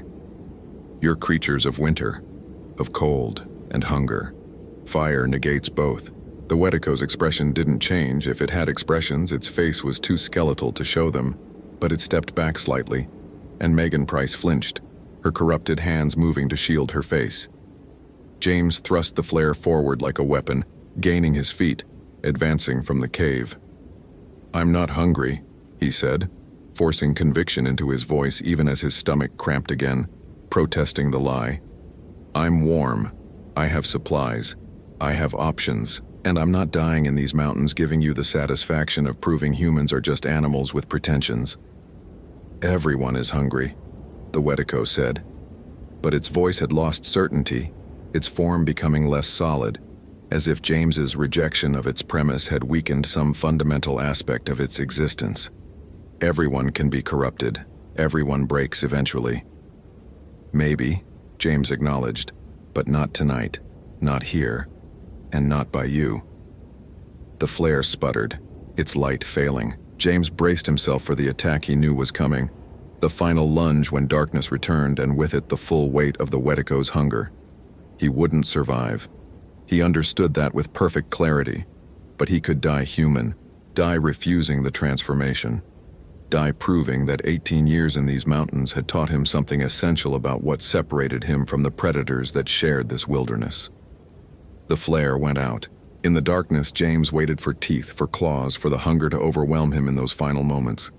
Instead, he heard helicopter rotors, distant but approaching, and with them, light. Searchlights cutting through the trees, powerful beams that carved the darkness into retreat, illuminating the forest with artificial brightness that had nothing to do with fire or heat, but everything to do with humans refusing to surrender to winter. The Wetico screamed, a sound that wasn't language or rage but pure hunger denied, a void trying to swallow light and failing, and vanished. Not retreating, not running, simply ceasing to exist as if it had never been there except as nightmare given temporary form. Megan Price remained, collapsed in the snow, her form flickering between the corrupted thing she'd become and the young woman she'd been. In the searchlight's glow, James saw her hands return to normal proportions, her face regain human softness, her eyes clear from the void hunger that had consumed them. She looked at him with desperate clarity and whispered, "Kill me." Please. I can still feel it inside, the hunger. It's waiting. When winter comes back, when I'm alone and cold and desperate, it'll return. I don't want to become that again. I don't want to... No, James said, moving to her side, wrapping his jacket around her shoulders even though his own body was shutting down from cold exposure, adrenaline crash, the accumulated trauma of the last few hours. You fight it. You survive. You bear witness to what happened here so others know, so they don't dismiss the warnings as superstition. The helicopter landed in the clearing near the cabin, rangers spilling out with medical gear and thermal blankets and questions James couldn't yet answer because he didn't understand himself what had happened, what he'd faced, what he'd barely survived. They evacuated both of them, James and Megan, flying through winter darkness toward lights and warmth and civilization. In the helicopter, wrapped in blankets but still feeling cold that had nothing to do with temperature, James looked at Megan Price and saw someone who would never be the same, who would carry the memory of transformation like a scar that never healed, who had learned exactly what humans could become when pushed beyond the boundaries that defined humanity. He understood, because he carried it too now. The knowledge that hunger wasn't just biological imperative, but existential threat. That the line between human and monster was measured in circumstances, in choices made when survival warred with morality, in the terrible fragility of the taboos that kept civilization intact. The investigation that followed was inconclusive. Equipment failure, hypothermia-induced hallucinations, trauma response to extreme cold exposure. The official report checked boxes that explained nothing essential. Megan Price withdrew from her graduate program, moved somewhere warm, somewhere the winters were mild and hunger never accumulated into the crushing weight that invited corruption. James Whitmore returned to work after 3 weeks of psychological evaluation and medical clearance. But he filed for transfer out of backcountry patrol, took a desk job coordinating from headquarters, never went more than a few miles into wilderness alone. The supervisors were disappointed. His experience was valuable, his instincts reliable, but they didn't argue. Something in his eyes told them that whatever had happened at Kintla Lake had broken something fundamental in the veteran ranger who'd survived 18 winters without question or doubt. He kept a journal now, documenting the things his official reports couldn't include. The Blackfeet elder who visited him in the hospital, who spoke about Wetiko without surprise, who confirmed that some places in the mountains were thresholds where hunger took form, where humans learned what they were capable of when winter stripped away all comfort. The research he'd done into Algonquian legends, finding similar stories across dozens of tribal traditions. The Witiko, the Windigo, the Witiko, all variations of the same essential truth, that humans contained the capacity for monstrous transformation, and that winter, with its cold and scarcity and isolation, had always been the season when those capacities manifested. On the anniversary of the incident, James returned to Kintla Lake. Not alone. He brought 3 other rangers, a satellite phone, emergency beacons, enough gear to supply a small expedition. They found the research cabin burned to the foundation, though no fire had been reported, and the surrounding forest showed no char marks. They found Megan Price's research notes scattered across the snow, each page documenting her transformation in clinical detail until the handwriting degraded into symbols that looked almost like writing, but conveyed nothing except hunger. And they found, carved into a massive subalpine fir at the edge of the clearing, words in a language James didn't know but understood anyway. A warning, or perhaps an invitation, suggesting that the Wetiko waited still, that winter would return, that hunger never truly ended for those who'd tasted what Megan Price had tasted, what James himself had almost tasted in that cave, when his mind calculated the caloric value of his own flesh. He documented everything, added it to the growing file he kept at home, separate from official NPS records. Maybe someday someone would need this information. Maybe someday another ranger would face what he'd faced, and the knowledge that Wetiko was real, that the hunger could corrupt even experienced wilderness professionals, would make the difference between survival and transformation. Or maybe not. Maybe each person had to face that particular horror alone, had to measure their own humanity against the void and hope their refusal held, when biology and circumstance conspired to break every moral boundary that separated them from their ancestors who huddled around fires, fearing the dark and the cold and the hunger that waited in both. James Whitmore never went back to Kintla Lake after that anniversary trip, but he thought about it constantly, especially in winter, especially when the temperature dropped and the hunger that lived in all humans grew a little sharper, a little harder to ignore. He thought about Megan Price, wherever she'd gone, and hoped she found warmth and food in circumstances that never tested her the way those 5 days at Kintla Lake had tested her. And sometimes, in the depths of January when the cold pressed against his windows and made the house creak with contraction, James wondered if he'd actually escaped the Wetico, or if he'd simply postponed transformation. If the hunger waited patient as winter itself, confident that eventually, inevitably, everyone broke. He didn't know the answer, wasn't sure he wanted to. Some knowledge extracted too high a price, and the cost of understanding what humans became when winter stripped away everything except the will to survive. That cost might be humanity itself. The mountains didn't care. The cold didn't care. And the hunger, that ancient voice that had whispered to humans since they first learned to fear starvation, waited patient as stone, knowing that winter always returned, that hunger never truly ended, that the line between human and monster was thinner than anyone wanted to believe. James Whitmore had survived, but he'd never stopped running from what he'd almost become in the moment. His mind calculated how much warmth his own fingers might provide, how long he could survive on the flesh he was born with, how logical and necessary and inevitable cannibalism seemed when hunger grew large enough to swallow all other considerations. That was the real horror, not the monster in the forest, but the monster in himself, waiting patient as winter for circumstances that would let it emerge. Hope you felt genuine terror. If you appreciate authentic horror rooted in real folklore, consider following for more stories. Which moment scared you most? Share your theory about what happened.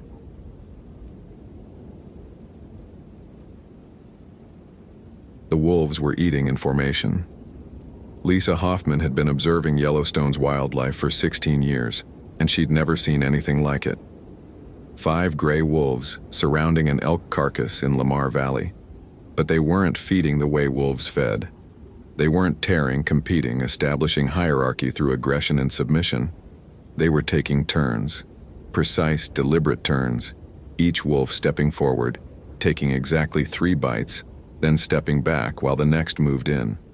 Like soldiers, like humans pretending to be wolves. Lisa adjusted her Bushnell spotting scope, zooming in from her position on the hillside. September 2007, early morning. The kind of clear day that made tourists think Yellowstone was a petting zoo instead of one of the most dangerous ecosystems in North America. She'd already radioed in 2 separate incidents of people trying to approach bison for photos. But this was something else. The wolves' movements were synchronized, unnatural. When one finished feeding, it didn't simply withdraw. It backed away without turning around, maintaining eye contact with the carcass as if performing a ritual. The others waited motionless until it was their turn. No body language, no communication Lisa could identify. Just eerie mechanical precision. She pulled out her Motorola radio. "This is Hoffman to base. I'm observing abnormal wolf behavior in Lamar Valley, approximately 2 miles northeast of the Institute, requesting any recent reports of wildlife acting unusual." Static, then the voice of Tom Chen, the dispatcher on duty. "Define unusual, Hoffman." "Coordinated feeding pattern. No aggression, no pack hierarchy visible. It's like they're..." She paused, aware of how ridiculous this would sound. "It's like they're following instructions." A longer pause.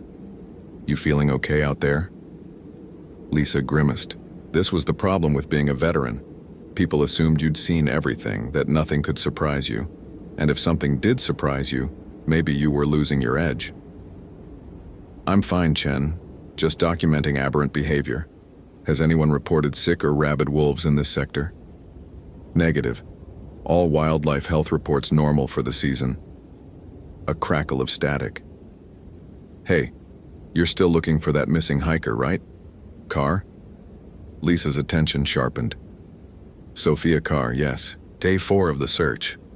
Why? Just got a call from a backpacker who says he found a campsite that looked abandoned in a hurry, about 3 miles from your position near Slough Creek. Thought you'd want to check it out before we send a full team. Send me the coordinates. Lisa copied down the GPS coordinates, then looked back through her scope. The wolves had finished feeding and were walking away. Not running, not trotting, but walking in single file like a military unit. The last wolf in line stopped, turned its head toward Lisa's position on the hillside, and stared directly at her despite being over 400 yards away and downwind. Its eyes caught the morning light wrong. Instead of the typical eye shine of a predator, the reflection was different, almost golden, almost human. Then it turned and followed the others into the tree line. Lisa packed her gear with practiced efficiency, trying to ignore the unease settling in her gut. 16 years in Yellowstone had taught her to trust her instincts, and her instincts were screaming that something was fundamentally wrong with those wolves. But she had a missing person to find, and Sophia Carr had already been gone too long. Sophia Carr, 23 years old, anthropology graduate student from the University of New Mexico, had been researching Native American historical sites in Yellowstone when she'd failed to check in 4 days ago. Her faculty advisor had finally called it in yesterday after multiple missed phone calls. Standard missing hiker case, except that Sophia had been experienced, well-equipped, and had left a detailed itinerary. She wasn't the type to just wander off trail. Lisa hiked the 3 miles to the coordinates, her Garmin GPS guiding her through terrain she knew by heart.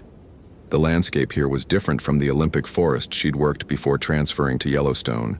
Open, exposed, dominated by vast grasslands and scattered lodgepole pines. Wildlife was visible everywhere. Bison herds, elk, pronghorn, making Lamar Valley one of the best wildlife viewing spots in North America.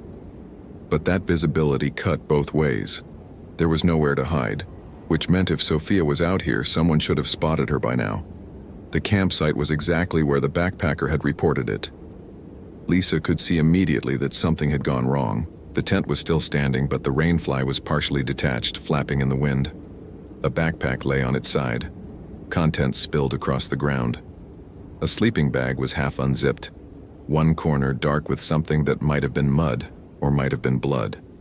Lisa pulled on latex gloves and approached carefully, documenting everything with her digital camera.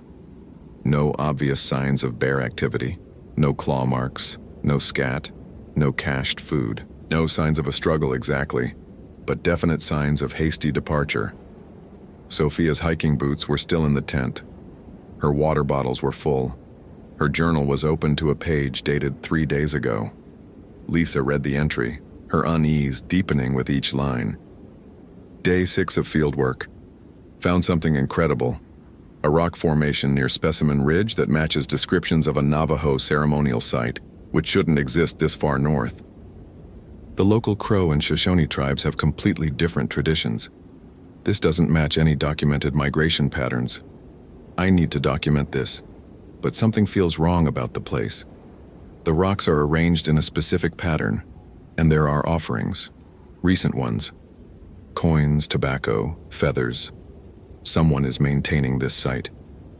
When I got close, I heard something moving in the brush. Large animal, maybe elk. But it circled my position 3 times without showing itself. Could see the grass moving, hear it breathing. When I called out, it stopped. Complete silence for maybe 2 minutes. Then I heard my own voice calling back to me from the trees. My exact voice, saying my exact name. I left immediately. The next entry was shorter, dated 2 days ago.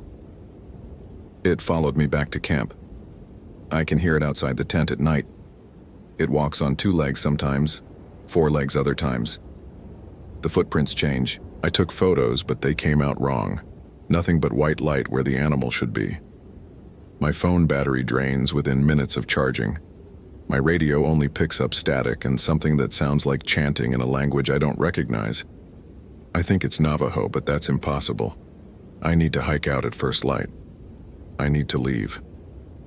The final entry was just 3 words, written in shaky handwriting. It knows names. Lisa photographed the journal pages, then searched the rest of the campsite. Sophia's phone was there, battery completely dead despite being a nearly new Motorola Razr that should hold a charge for days. Her radio was there too, a professional-grade Motorola XPR unit identical to Lisa's own. Lisa tried to turn it on. Nothing. The battery compartment was corroded, as if the radio had been submerged in water, except everything else in the tent was dry. Lisa keyed her own radio. "Chen, I'm at the car campsite. I need a full search and rescue team mobilized. Also need you to pull any historical records we have on Native American sites near Specimen Ridge. Carr's journal mentions a ceremonial site that shouldn't exist here." "Copy that. But Hoffman? That area's outside Carr's stated itinerary. Why would she go there?" "That's what I'm going to find out." Lisa spent the next hour securing the campsite and searching the immediate area for tracks. She found them 30 yards from the tent. Boot prints heading northeast toward Specimen Ridge and something else. Animal prints that started as wolf tracks, then shifted mid-stride to something else. Coyote, maybe, except the spacing was wrong. Then the prints became human footprints. Bare human feet, adult-sized, walking alongside Sophia's boot prints. Then the human prints vanished and the wolf prints returned. Except now they were on the opposite side of Sophia's trail, as if whatever was making them had jumped over her without disturbing the ground between steps. Lisa had seen a lot of strange things in 16 years. She'd seen bear tracks that seemed to vanish mid-trail, probably due to hard ground or wind covering them. She'd seen patterns in snow that suggested impossible movements, usually explained by multiple animals passing through at different times. She'd developed a healthy skepticism toward supernatural explanations because nature was weird enough without adding mysticism. But this was different. These tracks were fresh, probably from this morning, and they were impossible. Lisa photographed everything, then followed the trail. The tracks led northeast for 2 miles, crossing Slough Creek and climbing toward the ridge. The boot prints were clear and consistent, Sophia walking, not running, not panicked. But the animal prints kept changing. Wolf to coyote to something with cloven hooves, like an elk to something with paws too large to be any native species. And all of them circled Sophia's path, sometimes ahead, sometimes behind, always at a distance of 15 to 20 yards. Like something was pacing her, herding her. The trail led to the rock formation Sophia had described in her journal. Lisa spotted it from a quarter-mile away, a circle of standing stones about 40 feet in diameter, partially hidden by scrub pine. As she got closer, she could see that the stones weren't natural. They'd been placed deliberately, arranged in a pattern that created passages and chambers. The rocks themselves were wrong for this area. Red sandstone, the kind you'd find in Arizona or New Mexico, not Wyoming. This wasn't a historic site. This was recent. Maybe decades old, maybe less. Lisa approached cautiously. The offerings Sophia had mentioned were there. Coins scattered around the base of the stones, feathers tied to branches, small bundles of tobacco wrapped in red cloth, and something else. Fresh flowers, wildflowers that shouldn't still be blooming this late in September, arranged in bundles around what looked like the entrance to the circle. Lisa pulled out her camera and started documenting. As she photographed the site, she noticed something disturbing. There were tracks everywhere inside the circle. Human footprints, all barefoot, all adult-sized, walking in spirals around the center. Dozens of them, maybe hundreds, layered over each other, some fresh, some old. All following the same clockwise pattern, spiraling inward to the center where the ground was dark and stained. Blood. Old blood, soaked into the earth. Lisa's radio crackled. She grabbed it, expecting Chen's voice. Instead, she heard static layered with something underneath. Singing. Low rhythmic chanting in a language she didn't recognize. The words rose and fell in patterns that made her teeth ache, made her vision blur at the edges. She turned off the radio. The singing continued. Not from the radio, from everywhere. From the rocks themselves resonating through the stone, vibrating in her bones. Lisa backed away from the circle. As she did, she saw movement in her peripheral vision. something large, moving through the trees to her left. She turned, hand on the bear spray at her belt, and caught a glimpse of something that made her brain stutter. A wolf. A gray wolf, walking upright on its hind legs. Its front paws dangled uselessly, but it moved with perfect balance, head tilted at an angle that was completely wrong for canine anatomy. It wore something around its neck, a necklace made of what looked like human finger bones. The wolf turned its head toward Lisa. Its eyes were human. Not like human eyes. They were human eyes, brown and aware and full of intelligence that no animal should possess. It opened its mouth, and Lisa heard her own voice come out. Lisa Hoffman, 16 years, Yellowstone, never believed. The wolf smiled. Wolves couldn't smile, but this thing smiled, pulling its lips back to reveal teeth that were too sharp, too many, arranged in rows like a shark. Lisa ran. She crashed through the brush, abandoning protocol, abandoning her careful documentation, abandoning everything except the primal need to get away. Behind her, she heard laughter, her own laughter, echoing from multiple directions. The ground shook with footsteps, too heavy to be a wolf, too fast to be human. Lisa burst out of the trees onto an open hillside and risked a look back. 3 wolves were following her, but they were running wrong. Their gaits were synchronized, mechanical, the same eerie precision she'd seen at the elk carcass. And they were faster than any wolf should be, closing the distance with impossible speed. Lisa keyed her radio while running. "Chen, emergency. I need immediate extraction at Specimen Ridge. Coordinates..." She read off her GPS position while gasping for air. "I am being pursued by hostile wildlife. I need..." Static drowned her out. Then her own voice coming through the radio speaker. "Lisa Hoffman is lost. Lisa Hoffman is gone. Lisa Hoffman will not be found." The radio went dead. The battery indicator showed full charge, but the screen went black and stayed black. Lisa dropped the useless radio and focused on running. She was in good shape, maintained her fitness for exactly these situations, but the wolves weren't tiring. They paced her perfectly, maintaining a distance of about 50 yards, not trying to catch her yet, playing with her. She pulled out her bear spray, knowing it was useless but needing something, anything that felt like a weapon. The wolves watched her do it and made sounds that might have been laughter, might have been words in that same chanting language she'd heard at the stone circle. Then one of them did something impossible. It stood up on its hind legs, reached up with its front paws, and pulled. The wolf's skin split down the middle like a costume. Underneath was a human figure, naked, emaciated, covered in scars and symbols carved into its flesh. The figure's face was wrong, features blurred and indistinct, but its eyes were sharp and focused and utterly malevolent. It spoke in Lisa's voice. "You came to find her. You want to know what happened? I'll show you." The figure pointed back toward the trees. Lisa looked and saw something hanging from a branch. A body. Sophia Carr's body, or what was left of it. She'd been suspended upside down, her skin removed in careful strips, her body positioned like the offerings at the stone circle. Lisa turned and vomited. When she looked up, all 3 wolves had shed their skins and were walking toward her as humans that weren't humans, moving with that same synchronized precision. Their faces kept shifting, sometimes Sophia's features, sometimes Lisa's own face, sometimes something else entirely. The center figure spoke, and this time its voice was its own, ancient, dry, full of hunger. "Ye Nald Lushi, you have no word for what we are. Skinwalkers, your legends call us. Witches who broke the greatest taboos to gain the greatest powers. We wear the skins of animals and the names of the dead.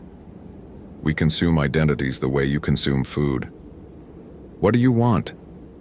Lisa forced the words out. "What we have always wanted. To hunt. To feed. To persist." The figure gestured at the landscape around them. "This land remembers when we walked freely, when we were feared, when offerings were made to keep us satisfied. Then your people came with their parks and their rangers and their belief that nature could be managed, controlled, made safe. But some things cannot be managed. Sophia Carr, Lisa said. Why her? She found our place. She documented it, photographed it, planned to tell others. We could not allow that. So she became an offering, a warning, a meal. The figure's face shifted to Sophia's exact features. And now you've found it too. Lisa's mind raced. 16 years of experience, 16 years of crisis response training, all of it screaming at her to stay calm, think tactically, find a solution. She looked at her surroundings. Open hillside, no shelter, no weapons, no help coming. Her radio was dead. Her GPS showed her position but couldn't call for rescue. The nearest other humans were miles away. She was alone with 3 shape-shifting predators who could move faster than she could run and apparently consume people's identities. But they were talking. They hadn't killed her immediately. That meant they wanted something. You want me to keep quiet, Lisa said. About the site, about what you are. The figures glanced at each other. When they turned back, all 3 wore Lisa's face. We want you to understand. Your colleagues will search for you. They will find your truck, your equipment, your notes about abnormal wolf behavior. They will search and eventually conclude that you vanished, like so many others have vanished in Yellowstone's history. Another ranger lost to the wilderness. And if I agree, if I keep quiet, then we might let you live. We might even return the Carr girl's remains for proper burial. We are not without mercy. The center figure stepped closer. But you would carry us with you. Part of us would live in you, in your memories, in your dreams. You would never be quite certain what was real and what we showed you. You would never be quite yourself again. Lisa looked at the 3 identical versions of herself, all wearing her face with an expression she'd never made. Hungry, predatory, ancient. She thought about Sophia Carr, 23 years old, researching Native American history, who'd found something she shouldn't have found and paid for it with her life. She thought about 16 years of service, of believing she understood this wilderness, of confidence built on experience that was now revealed as arrogance. She thought about the wolves eating in formation, about the tracks that changed species mid-stride, about her own voice coming from a wolf's mouth. And she made a decision. No. The figures tilted their heads in unison, curious. No. No deal. Lisa pulled out her camera. You're right that my colleagues will search for me, and they'll find my documentation. All my photos of the stone circle, the tracks, the offerings, I uploaded them to the park database before I followed Sophia's trail. If I don't check in by sunset, protocol requires them to investigate my last known position. It was a bluff. She hadn't uploaded anything, but the figures didn't need to know that. They'll find the site, Lisa continued. They'll investigate. They'll bring in experts. Maybe they won't believe in skinwalkers, but they'll document everything. Your hiding place will become a tourist attraction, a historical landmark, a subject of study. You'll have researchers, park rangers, tourists crawling all over it. Is that what you want? The figures stopped moving. Their faces rippled, Lisa's features melting away to reveal something underneath. Not human, not animal. Something in between that hurt to look at directly. You're clever, one of them said. Clever enough to lie to buy time to hope rescue comes. But there is no rescue. Your radio is dead. Your GPS will fail. Your colleagues will search in the wrong places because we will lead them there. We are patient. We have waited decades. We can wait a few more days. Maybe, Lisa said, but you're making a mistake. What mistake? You're assuming I came out here alone. She hadn't. That was another lie. But she said it with enough confidence, enough certainty, that the figures hesitated. They glanced at each other, some wordless communication passing between them. You're bluffing, one said, but it didn't sound certain. Lisa pressed her advantage. I've been a ranger for 16 years. I've seen veteran rangers die because they worked alone, got overconfident, thought they knew better than protocol. I always work with a partner in remote areas. Always.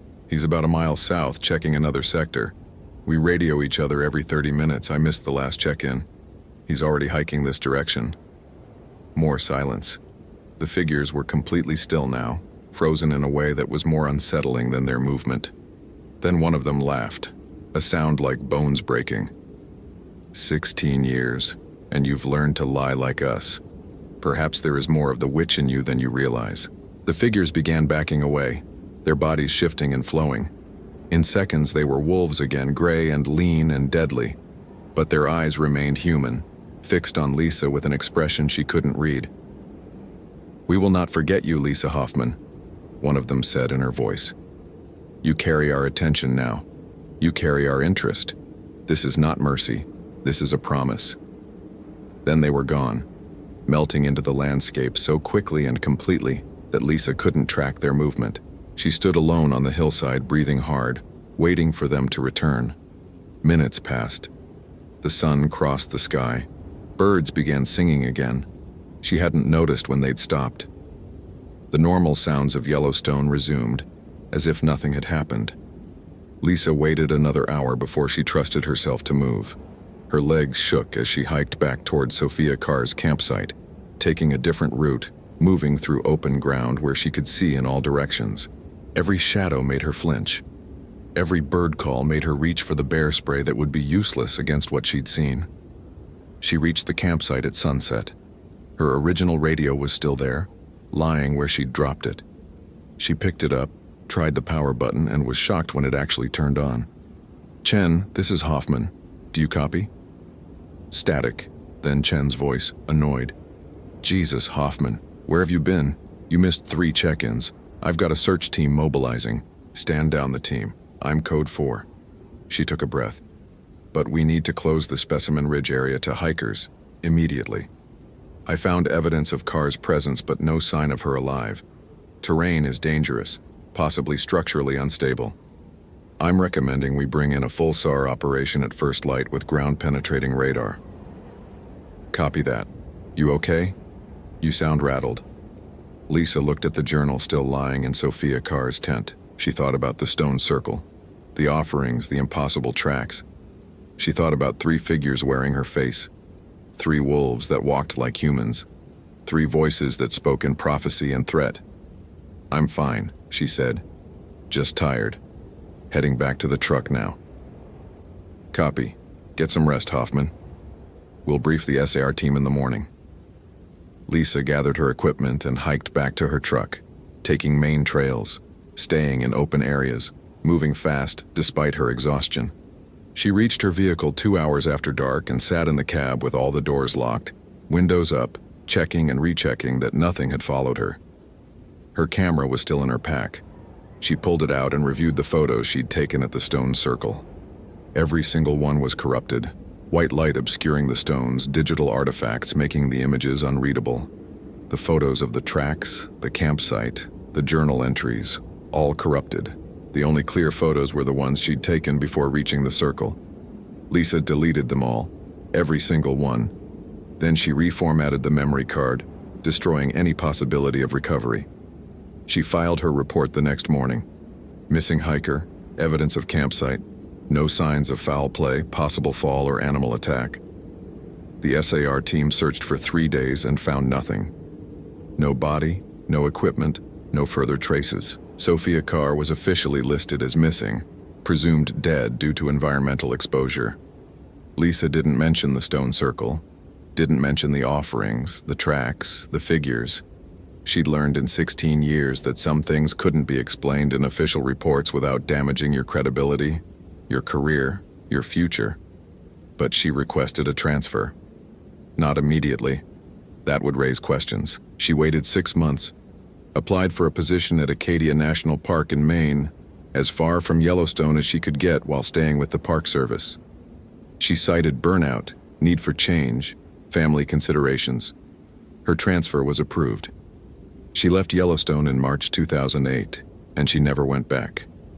But the dreams followed her. Dreams of wolves walking upright, of figures wearing her face, of voices speaking in languages she didn't know but somehow understood. Dreams of Sophia Carr hanging from a tree, not dead but sleeping, waiting for someone to cut her down. And sometimes in crowds or in mirrors or in photographs, Lisa would see her own face, but wrong. Eyes too sharp, smile too wide, expression too hungry. And she would remember the promise, "You carry our attention now." She never spoke about what happened at Yellowstone.